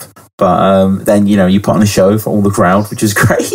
And, you know, probably the most common video game reference that you come with that is still a good bar. But I think, you know, the mighty Kuvu himself, Sleepy G, said this about Spyro spitting flames. Yeah. Accompanied by a spark, though, you said, which was good. Yeah, I remember when it sparks in there. Mm-hmm. And again, that was the thing of like, I'm conscious this is a well-known thing. So I put a purposeful pause in it and drop it almost like a bad bar. Mm-hmm. So I didn't want to be like, I'm going to spit flames like Spyro. It's kind of like, blood. You know, spit flames like Spyro. And then I go on to, because I'm a boss, you know, I spit flames and I'm a fucking boss, like Bowser. And it's just like, because it's that borderline obvious thing, and I wasn't comfortable enough with it. So I was like, I need to like have a touch of self-awareness in there. Mm-hmm.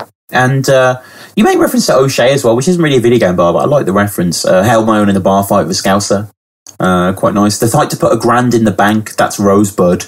Got a gun so small it only takes mini clips. I appreciate the mini clip reference as well. Something very much our era in ICT, right? Like kind of. Yeah, ICT class in school. Yeah.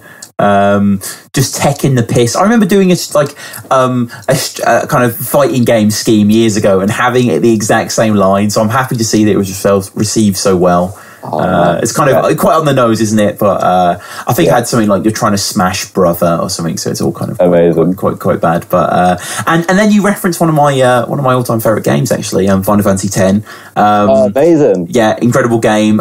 You're Waka, no Final Fantasy character, and then Kruger edits in Waka himself laughing on Besaid Beach with the crowd. Incredible.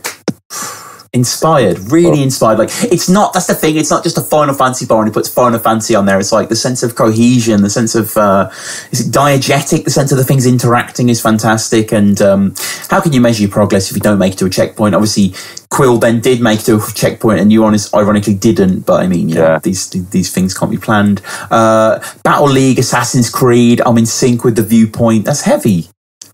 Yeah, that's a bar. It's a gift that viewpoint is an actual thing in Assassin's Creed, but an Ocarina of Time, and this battle's really popular. But your entire battle career is popular. I mean, just to go to your Verse Tracker stats quickly, total views as of today is 670,000 views. That's from 12 battles, so that's 55,000 average. That is that's quite a haul. Yeah, and I mean, two of those are significantly less. Mm-hmm. So one's Dunn D, just because it's a smaller league. Right. But one that we probably shouldn't talk about is me clashing someone dressed as a grandma. Oh, yeah. on Clash Money, yeah. Was that Blizzard's mom or something? No, their character's name was Mrs. Green. Yeah. So, because Blizzard's surname is Green, which obviously everyone should know. Shout out Blizzy. I made out that she/he was Blizzard's mum. I mean, basically, the first round of that battle was fairly enjoyable, but it was part of this festival, and so the other two rounds, they got someone else to come and host on the main stage in this huge theatre space, and it just didn't feel like a battle, and it was a bit weird. That's weird. Okay, I need to check that out. I actually haven't seen that, but we'll skip ahead because that's the follow-up battle, and then you battled Pamphlet at Sunburn 2. Yes. And then we kick forward into Matter, which is, this is a fun clash. This is a really, really good battle. Because you called your album Greasy Spoon Rendezvous. That sounds like a cuddle after he's just used lots of lube. But let's talk about your music. I mean, it ain't exactly passionate. I knew I'd get bored hearing it. You sounded like you got bored rapping it. Maybe it's the creativity that lacks in it. Maybe it's that you can't differentiate the tracks in it. But if there's any scrutiny to which we subject matter, you realise very quickly there's no subject matter. I think a lot of the people in the comments are like, oh my God, this is one of Doflot's best in a while. And it is. It's just 6 great rounds from both of you. I love Matter. And one of the things that has fascinated me, one of the common crop-ups when we talk to all these battlers on the show, the battle that keeps coming up is Soul versus Matter. Obviously spoke about Soul himself, who loved it, but Cracker and C on their separate episodes mentioned it. Heretic mentioned it as well last week. Everyone just goes crazy for this battle. Had you seen this battle? What sort of Matter fan were you? So I mean, I'd seen all of the 2 and 2 stuff, and I had definitely seen him versus Youth Oracle. Oh, great battle! Because that's a fantastic battle, and a few others. I remember watching the Soul versus Matter battle. Yeah. And I didn't remember having seen it before. So it's just like discovering that was amazing. But Matter's incredible. Yeah. He just, yeah, I mean, that's, so I mean, the video What does he have? What is it for you with Matter? Like, what do you like so much? He's got a very dry sense of humour. Something I almost brought up in the battle, but it just felt like a waste of time because I wanted to tell more jokes, was when he was battling with Luna, he was very much doing a lot of mum jokes. And battling with P Soldier, he's just smoothly transitioned into doing loads of ridiculous gun lines. Yeah. And neither of them feels out of character. No. He's a very solid writer, which is part of it. Yeah, oh yeah. But also his delivery is very deadpan and very dry. And it's not done in a theatric bad bars way. It's just, he's naturally seems like quite a funny guy. And so in terms of, the amount of humour that he has, I think he's one of the most hard-hitting battlers with humour. In terms of he can dissect his opponents and still beat them with some quite incredible jokes in there. Whereas I feel like a lot of funny battlers just get put in the bracket of funny battler. And so on, in terms of like title contention, I don't know why it never happened with him, but after Youth Oracle, he very much could have done. Because I think he convincingly, I mean, his win-loss record is pretty impressive. Yeah. Because he convincingly beats opponents using humour rather than just doing humour next to his opponents, which I feel like is what I've done a fair amount. I think this is a great battle. This is uploaded December 2015, it's quite recently. Yeah, it's a really, really fun turnout. Matter comes in, someone says, go on, Matter, and he's like, I will, he takes it in his stride, and then he just comes on there, like, I'm a big fan of spoken word poetry and going to spoken word nights and stuff like that, but it is always funny when people attack it in battles, and in pop culture, really. It is a ridiculous thing, and, Matter is a gifted guy at doing this. Just check the Soul Matter battle for examples of that. Like, he's so good at breaking people down, and starts with the classic skibbity bop. It's amazing. 3 points to make, to change a light bulb. No, 1 to change it, and 3 to make it seem like more complicated than it actually is. Harry Baker is a massive faker. Bars. You have a swag that says, I did my dissertation on battle rap.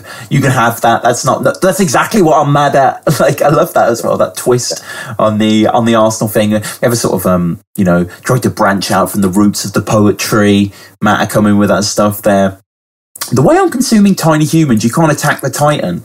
Matter referencing his anime as well there, so I appreciated that. And we get a Benjamin Zephaniah little reference. That's incredible. Yeah, all the spoken word fans were coming with that. But just some great stuff here, like when he talks about his guns called Sally, because when it met Harry, sparks flew.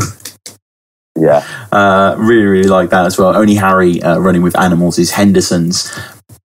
Now, you begin this battle with, with Lex do Easter eggs now, there's party gifts. You give a gift to her. What did you give Was that revealed on camera? Did he open it? It was just a copy of my book. But I think he may well have left it at the venue. I don't know. Wow. Okay. Yeah, I didn't want to ask. No. I'm not reading your poetry, bruv. Yeah. Yeah. But it was, yeah, and that was,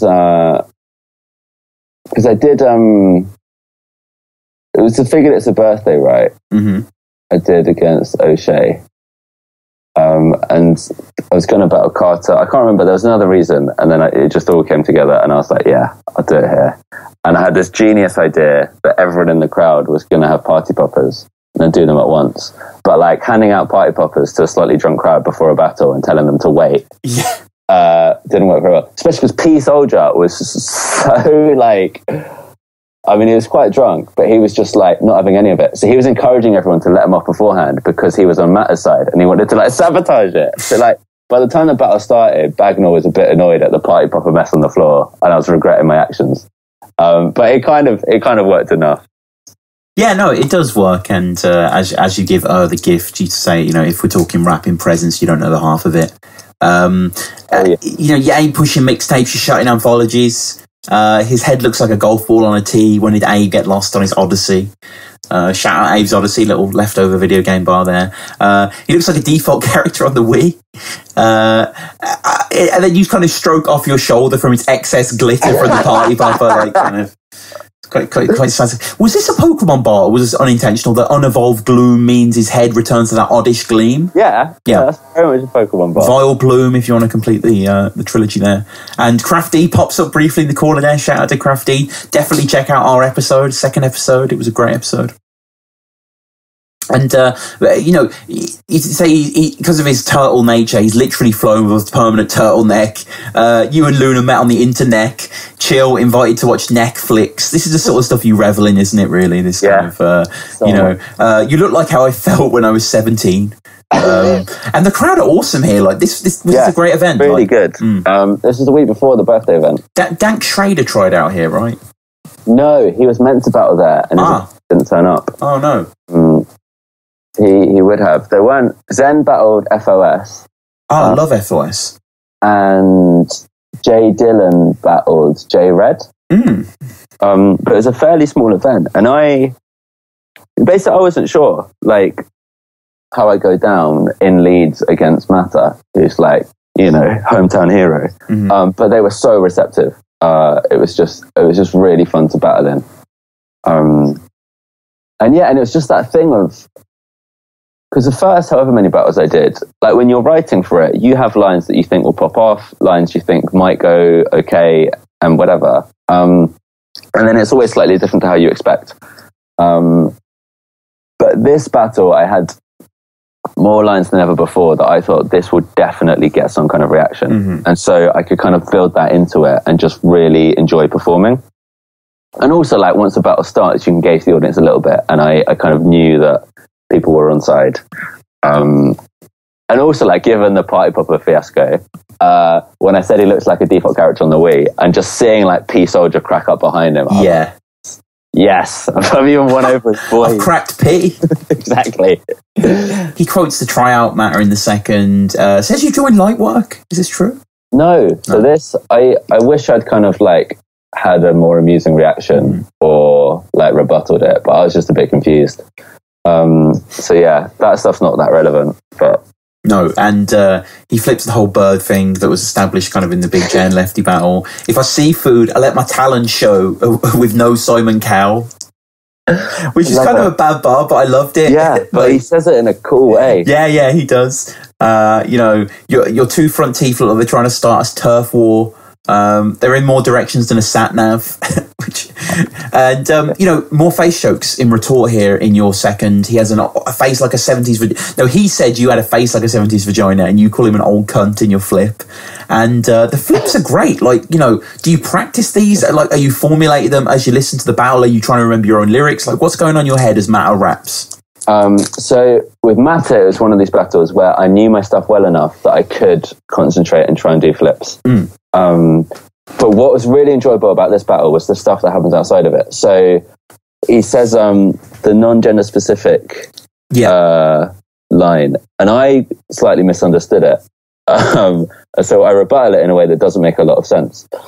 But I say So yeah, he says you go to a non-gender specific poetry reading, meaning the person doing the poetry is non-gender specific and kind of poking fun at the sensitivities of poetry, etc. And I just heard that as, at my gigs, the people who turn up, whatever. And so I rebuttal it thinking, this is it. I said before, I don't say bitch ever. I say, you say my poetry evenings are non-gender specific, that's wrong, because I get plenty of bitches. And I just found that amusing. And with rebuttals, I feel like you're allowed extra kind of grace for what you come up with. But then I apologize for my use of the word bitch to camera. And that just like really resonates with the room. And it's just that thing of like, none of this is within what I'd written before, but because I'm very comfortable there and having fun, there's a chance for kind of a bit of personality to come out outside of it. And so I don't think I apologize for using the word cunt, but later on I apologize to the grime community too, and it becomes a kind of running theme. And then also at the end of the battle it breaks out of what the battle was anyway, which we can get to. But in terms of rebuttals, I really enjoy it. I see it as a real kind of challenge, and so I try and think of them when I can, and if it doesn't come up then that's fine. But I see it as a real kind of challenge. And also it's just that moment of, like, even against Pamphlet, he said, my rebuttal is, you rhymed Harry Baker with Rapper Greater, I'm saying the same. You said my teeth are like cloud hugging, we're now making it rain. And it's just like, it's not a hard-hitting thing to say, but it's just a pleasing, like, word association. And also the appreciation of, like, thinking it up on the spot.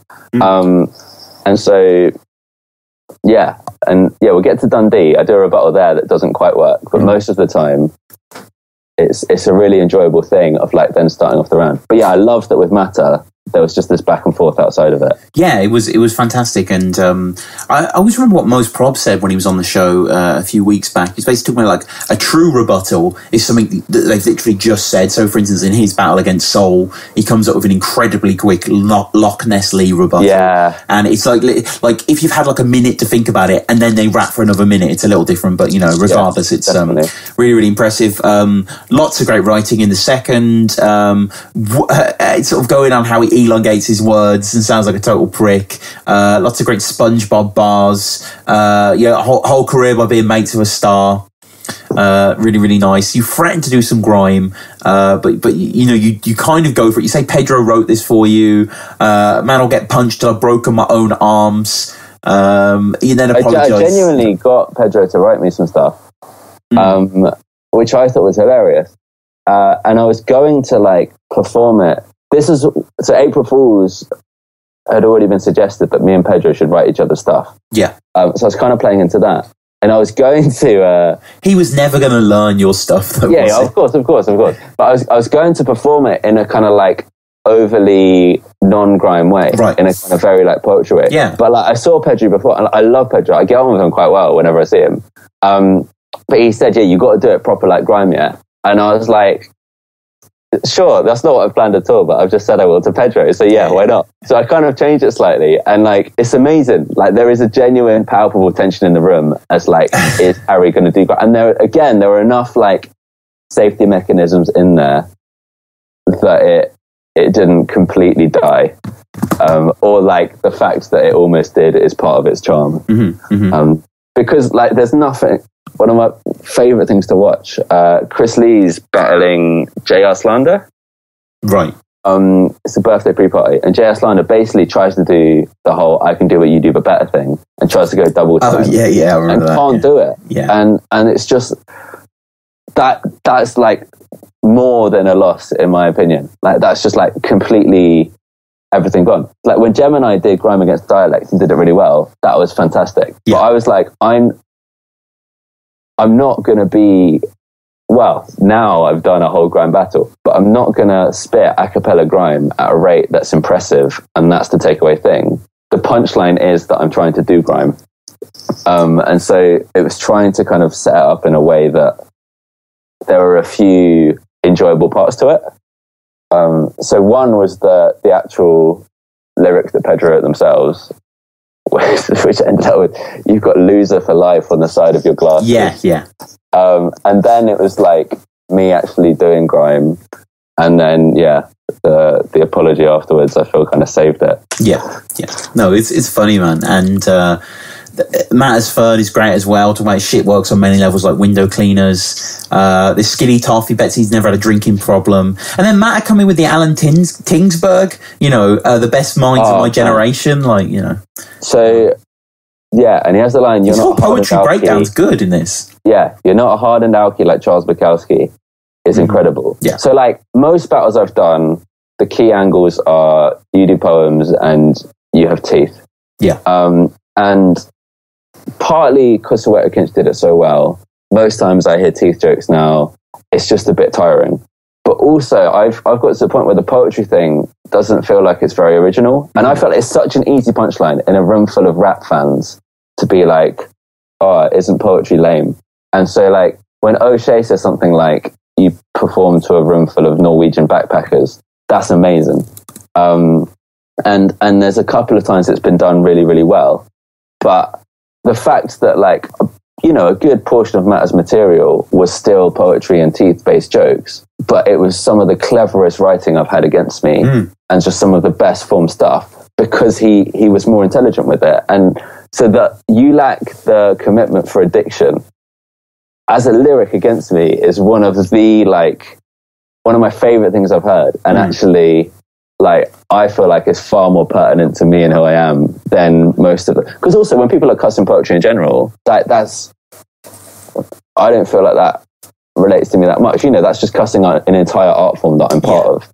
And the fact that my stuff goes down well and people from Don't Flop watch it, I kind of feel like almost exempt from their criticisms because I know they've checked my stuff out. So, like, yeah, the fact that he used the poetry route and then used the, most good poets are drug addicts or alcoholics, and I don't think you're either, is possibly my favourite angle that's been used against me, just because of the thought that's gone into it.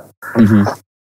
And then, like, quite a left field thing comes out at the end of Matt's third, where, he sort of says, "I've got some shit to say," and, he seems serious. It doesn't seem like a sort of antic. And then he just proclaims that Jeremy Corbyn's a fucking don. So, fair enough. Like, it's interesting. You rarely get that in battles, people openly saying their political affiliation. Obviously, Corbyn isn't necessarily going to be received unwelcomely by the crowd. Kind of does a tiny little addendum saying, I'm sure people think that Matt's, in a head trip, but it's better to flog a dead horse is better than fucking a dead pig. Yeah. I mean, basically, like, I spoke to Matter at the bar afterwards, and, like, he was saying he kind of fell out of love with battling after the Jesperson Price thing. Right. Just, like, people taking it too seriously and whatever, which is why I love in his 2 and 2 with against PJ and Lefty when he goes,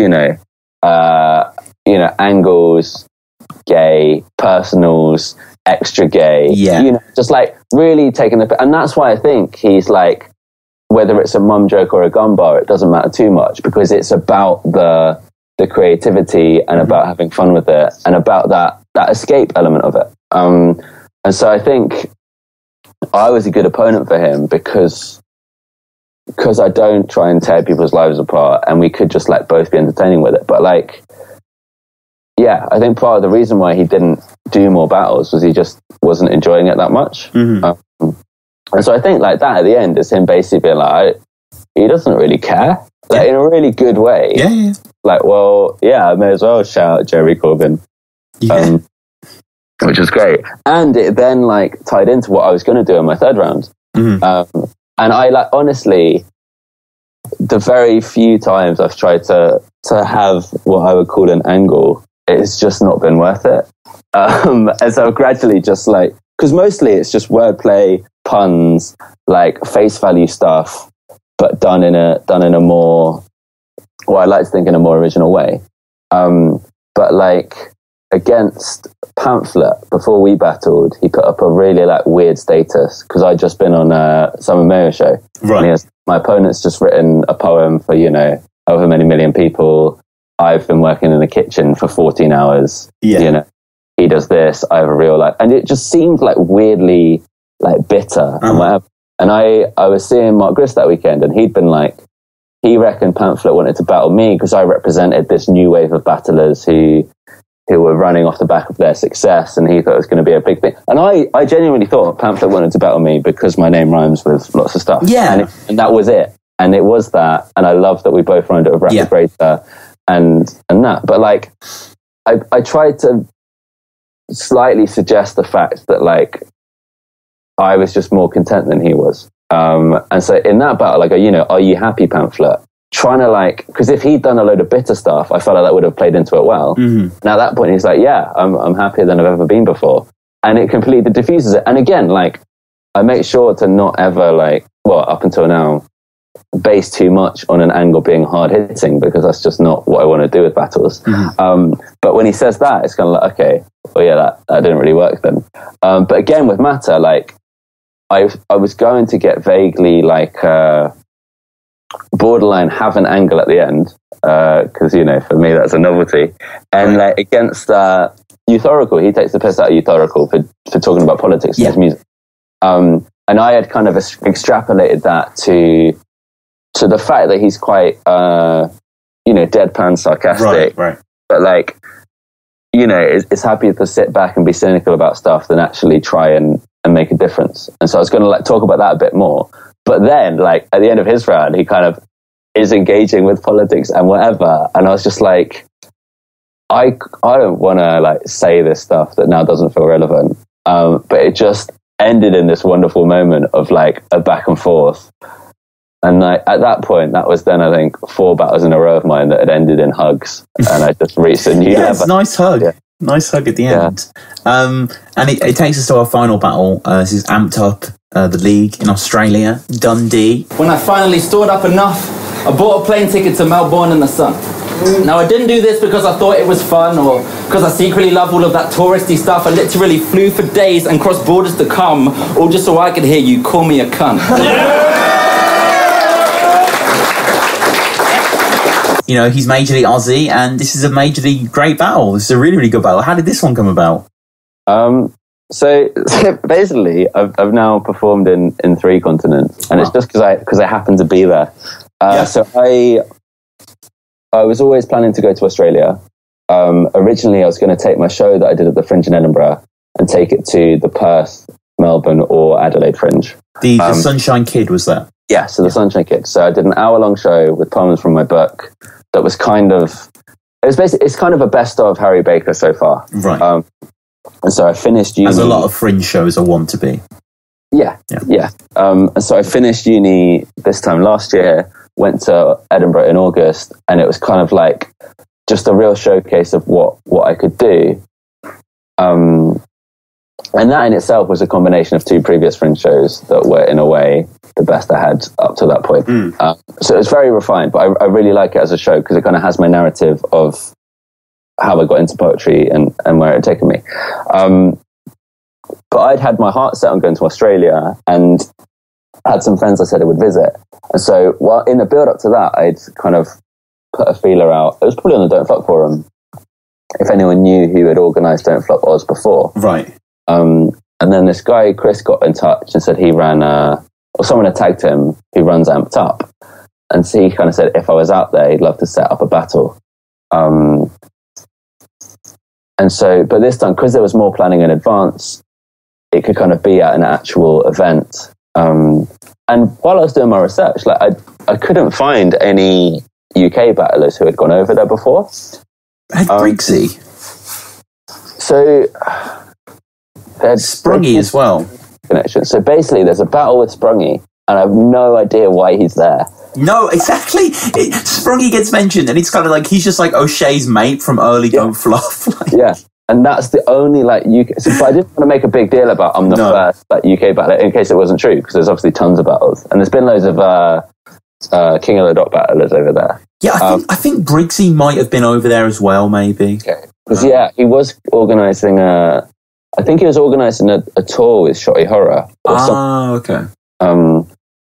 But then I wasn't really sure because there's a few different leagues in Australia, and I didn't want to end up in, you know, because it's just by association who you end up with. Yeah. But, you know, without being disrespectful, I didn't want to end up in the kind of King of the Ronalds of Australia. Yeah. Just because I wanted to be on the biggest platform that was out there. Of course. But actually, there's Amped Up's not really that. It's quite up and coming. But it is the people who are going to be doing Don't Flop Oz, Shuffle Teeth, going out there working with them. And they love it. The people running it are fantastic people and so welcoming. But again, like the feeling I had going to Leeds and not being sure, times that by 100 going to Australia, because I'd done, like, the stuff in Canada went down fairly well, but that was in a, very friendly environment. And I had been gradually getting more and more confident in my battles, but that was partly because I knew the Don't Flop crowds now knew me and knew what to expect. And so suddenly to be put in front of a new crowd in another country against someone from that country, there was just that feeling. Because also I'd done my poetry in America quite a lot, and it does go down differently. But doing gigs in New Zealand and Australia, it's a lot more similar to the British kind of sense of humour and general kind of mindset. And what was the difference in American crowds then that you found? Or so it's just American slam poetry in particular. It's a lot more theatrical, isn't it? It's a lot more dramatic, monologue-y. Definitely. Yeah. And it's quite... So a slam poetry night in America is quite politically driven, and there's quite a lot of not as pun-based stuff. No, exactly. And a night there can feel quite draining, and often it's fantastic and very inspiring. But to go in a slam and do a fun little poem about dinosaurs in amongst poems Dinosaur Lives Matter. Yeah, in amongst poems about racism and families breaking up and rape and abuse, it's just it's quite difficult. And I completely think all of those things can and should be talked about in poetry. Oh, of course, yeah. But in that context of them all being judged next to each other and me slotting in the middle with some puns, it wasn't quite the right context. But in Australia, as I arrived at the venue, they were really excited that I was there. And for this up-and-coming league, I was the biggest name they'd had out. I realise you are here in the flesh, but you are a big name. Good luck for them, definitely. Yeah. And again, they didn't have to fly me out. I was there anyway. And so, they paid me, but they didn't have to worry about travel. Right. So, it's minor in comparison. Yeah. So that was really good. And, Dunn D, fantastic opponent. Really, really happy that happened, because I didn't know a lot of... I mean, I'd watched some of the Don't Flop Oz stuff, and I knew Purpose had come over and, a couple of battlers. Yeah. But I wasn't hugely aware of... And again, through watching his battles, I watched some of his opponents' previous battles again, and so got to know some of the names. But I wasn't hugely aware of the scene there. And so was really happy watching his stuff when I realised that this would be a bit of a style clash, but that he was also good. What sort of name was he? He was quite new to me before I watched this battle. Was he established Oz name or? Yeah, so he was introduced to me as the kind of best guy in Australia at the moment. And the other people I've seen, I think that is fair. So this was his first international, but he had done a few big battles on Grind Time Australia. He's fairly well known. He's got music out as well. And he was from he's from Tasmania. So right. So it wasn't like a Melbourne local, but he'd battled there before. And so everyone knew him. So it was like a big headline battle for this event. So I was the biggest opponent he'd had before, but he very much was deserving of a headline spot. And it's a good, the vibe's great, the camera quality's great, sound quality's awesome. It's a really, really good watch. It's great to see you again, similar to the Lex D clash in another continent, just battling, just being Harry Baker. Really good stuff from both of you. Kick it off, basically saying fuck you for Iggy Azalea. Talk about potential opponents that you could have faced instead of him. Manaz Ill couldn't see it happening. Obviously, the blind battler that I think Illmaculate and Daylight, amongst others, have battled. So he's done quite a few big names. He was there in the venue. He was really friendly. Oh, nice. I was I just took a cheap shot. I'm sure he's kind of he knows what the game is. Yeah, definitely. And So, you know, D, his name Dunn D is a gift, really. Chances are it's a school, there'll be Duns. There's why Dunn's at, with the Dunsat in the corner, sort of thing, you know, this kind of stuff. And so I felt this went back to the kind of double L levels of there being quite a lot I could do with his name. I mean, that was most of the first round. Yeah. Really enjoyable. No, really good. The crowd are rocking me hugely. It must be, you know, the same. There's novelty it is for us if an Australian guy came over and battled at training days. You know, it'd just be, which obviously Purpose did at Right Club, but you know, it's really, really good to see. Dunn, I like Dunn a lot actually. He's very, very Aussie, isn't he? But he's he wins you over. His kind of gruff, friendly style. Talks about his life experiences that have basically sidelined him from making this big return. And upon making it, he's getting what he calls quite a freak English sea biscuit looking gentleman. Man, he's fantastic. Yeah, he is really good actually. I have to say, like, Australian battle rap has that cliche, doesn't it, of being utterly dire, but I like Dunn D quite a bit. Yeah, he is very, very good. He has a bar that I just was like, I don't get that, and I should have Googled it beforehand. Maybe it's an Australian reference. Of course, this Horseman's got poems. He's the man from Stone River. So Snowy River. Oh, right. A very famous Australian poem, I think. Oh, okay, that's interesting. About a horse. And you know, it talks about quite a funny situation where you're in a bar and a fight kicks off, and like, you know, what's the poet going to do? Drop a haiku, you know, etc., etc. I knew that rhyme was coming. Yeah. The whole rhyme scheme was going to build up a haiku somehow, and I was like, this is amazing. And it's really, really good. You know, you talk about coming all the way to Melbourne, basically to be called a cunt. In Australia, you talk about the idea of cunt as well, and how basically over there it's like, you know, when mates say cunt, go get me a beer, cunt, it's time of endearment. And you talk about he did a battle blog and you were genuinely terrified because he kept saying it all the time. I was. No, fair enough, man. Yeah. It's interesting doing a battle in another country because there's a new wealth of material you can go for, but also every international that's been there before has had that same experience. Yeah. And you know what it's like when at a birthday event, an American battler does something about Buckingham.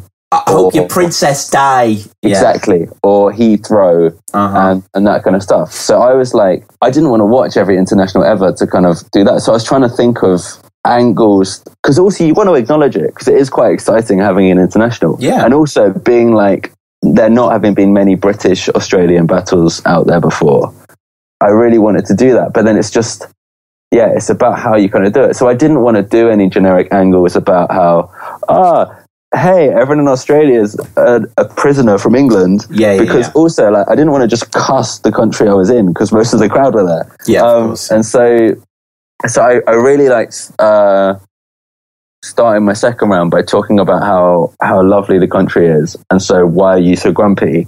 I felt like that was just like quite a cheap way of getting the crowd on. Yeah. But kind of still slightly endearing with it. And so so the cunt thing, I thought was like something that required more than just like a base knowledge of like having watched, you know, something with Australia in it. Because like having been there, I'd kind of experienced that a bit. But actually, I've watched a couple about since where Americans have picked up on a similar thing. Yeah. But yeah, it was still fun. I think, it works. And in the second, he kind of opens by offering up a bet you $20 that you can't say cocksucker sucking a popsicle without sounding like a cocksucker sucking a popsicle. You know, it's very kind of that sort of humour. But again, it's done well. And he talks about you coming over and them opening up a new demographic of the kind of lesbian vegan artists. So, you know, it's kind of this sort of humour. Nice to see him repping a Prime cap, which was Royster 5'9" and DJ Premier. I think they did like a joint EP or something. And I just noticed him rocking the cap and I recognised the logo. And there it is. So, you know, good to see that. But yeah, overall, this is a hilarious battle. We talk about it in the third as well, mainly taking it to practice your accent. You've learned most of what you know from Oz from an episode of The Simpsons. Yeah, I think most of us had. And then just come with a ton. I mean, you out-scheme Chiller with your kind of Australian schemes. I don't want to be original. You know, I'm qualified. It's, you know. That is my favourite 4 bars I've ever written. Yeah. Because it's just so clean. And I think I get 7 animals in there or something. And it just builds and builds. And again, I was like, there's going to be kangaroo jokes, and it's that thing of like, it's bad bars, but also it just gets better and better. Yeah. And I was so happy with it. But again, it was that way of building it up, of like almost like literally tongue in cheek. But yeah, I was so happy with it, and just the battle was at a place where at that point I could get away with it. But yeah, it was. I don't want to be unoriginal, but I've got some animal bars to pass the time. It can go really badly, but luckily I'm qualified. And if it didn't go to plan, and he wombat an eyelid, I don't give a flying fucks.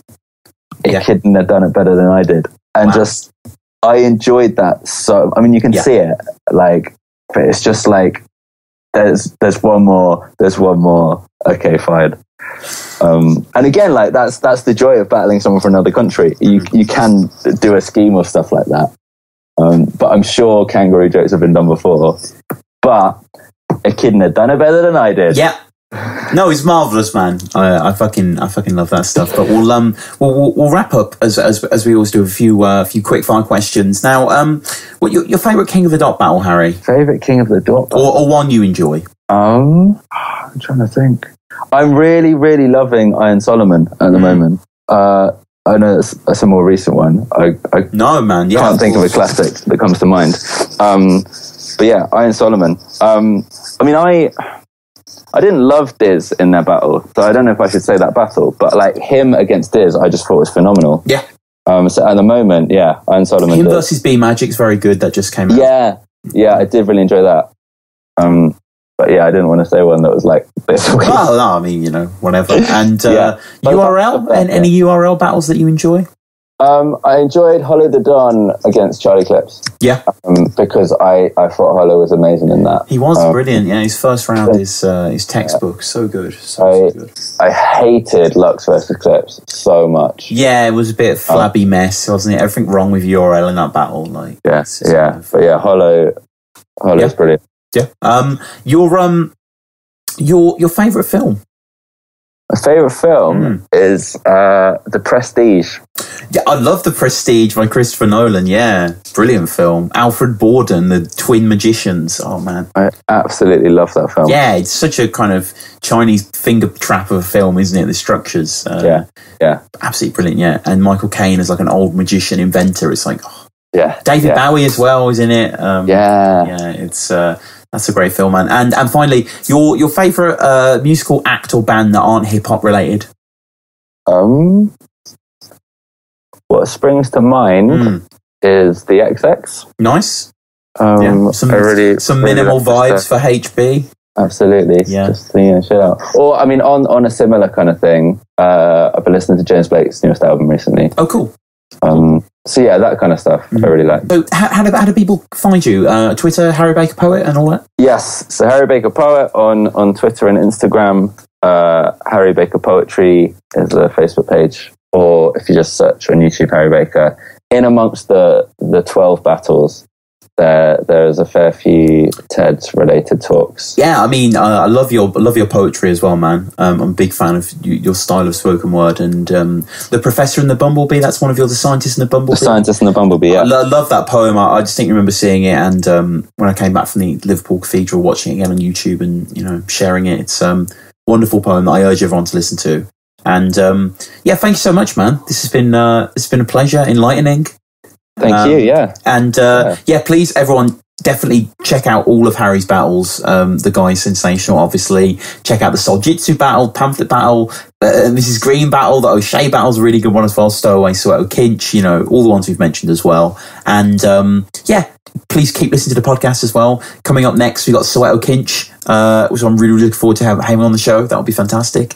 And please follow at BattleraPresume, battlerapresume@gmail.com if you want to get in contact, anything to do with the show, any questions you have for the people, or anything you might have thought of for Edward Norton and Star Wars. That would be fantastic. Or maybe James McAvoy as well.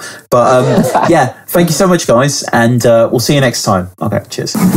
They say life is like a box of chocolates, and there's a lot of rappers going off topic like the celebrations demographic. If they want a piece of me, I let them have it. Make the hairstyle understanding, and like Jessica Rabbit, I make a habit to inhabit any stage that has space for me. Anywhere that anyone will listen, that's the place to be. I grew up with words, I treat them playfully. Maybe I'm born with it, maybe it's Maybelline. I like the mic, like the kid and like Mike likes basketball. After all, life doesn't come with the casting call. Sure, it's got its up and downs like subatomic particles, but nothing beats that feeling of flying before you start to fall. And I like it, and I like that there's nothing quite like it.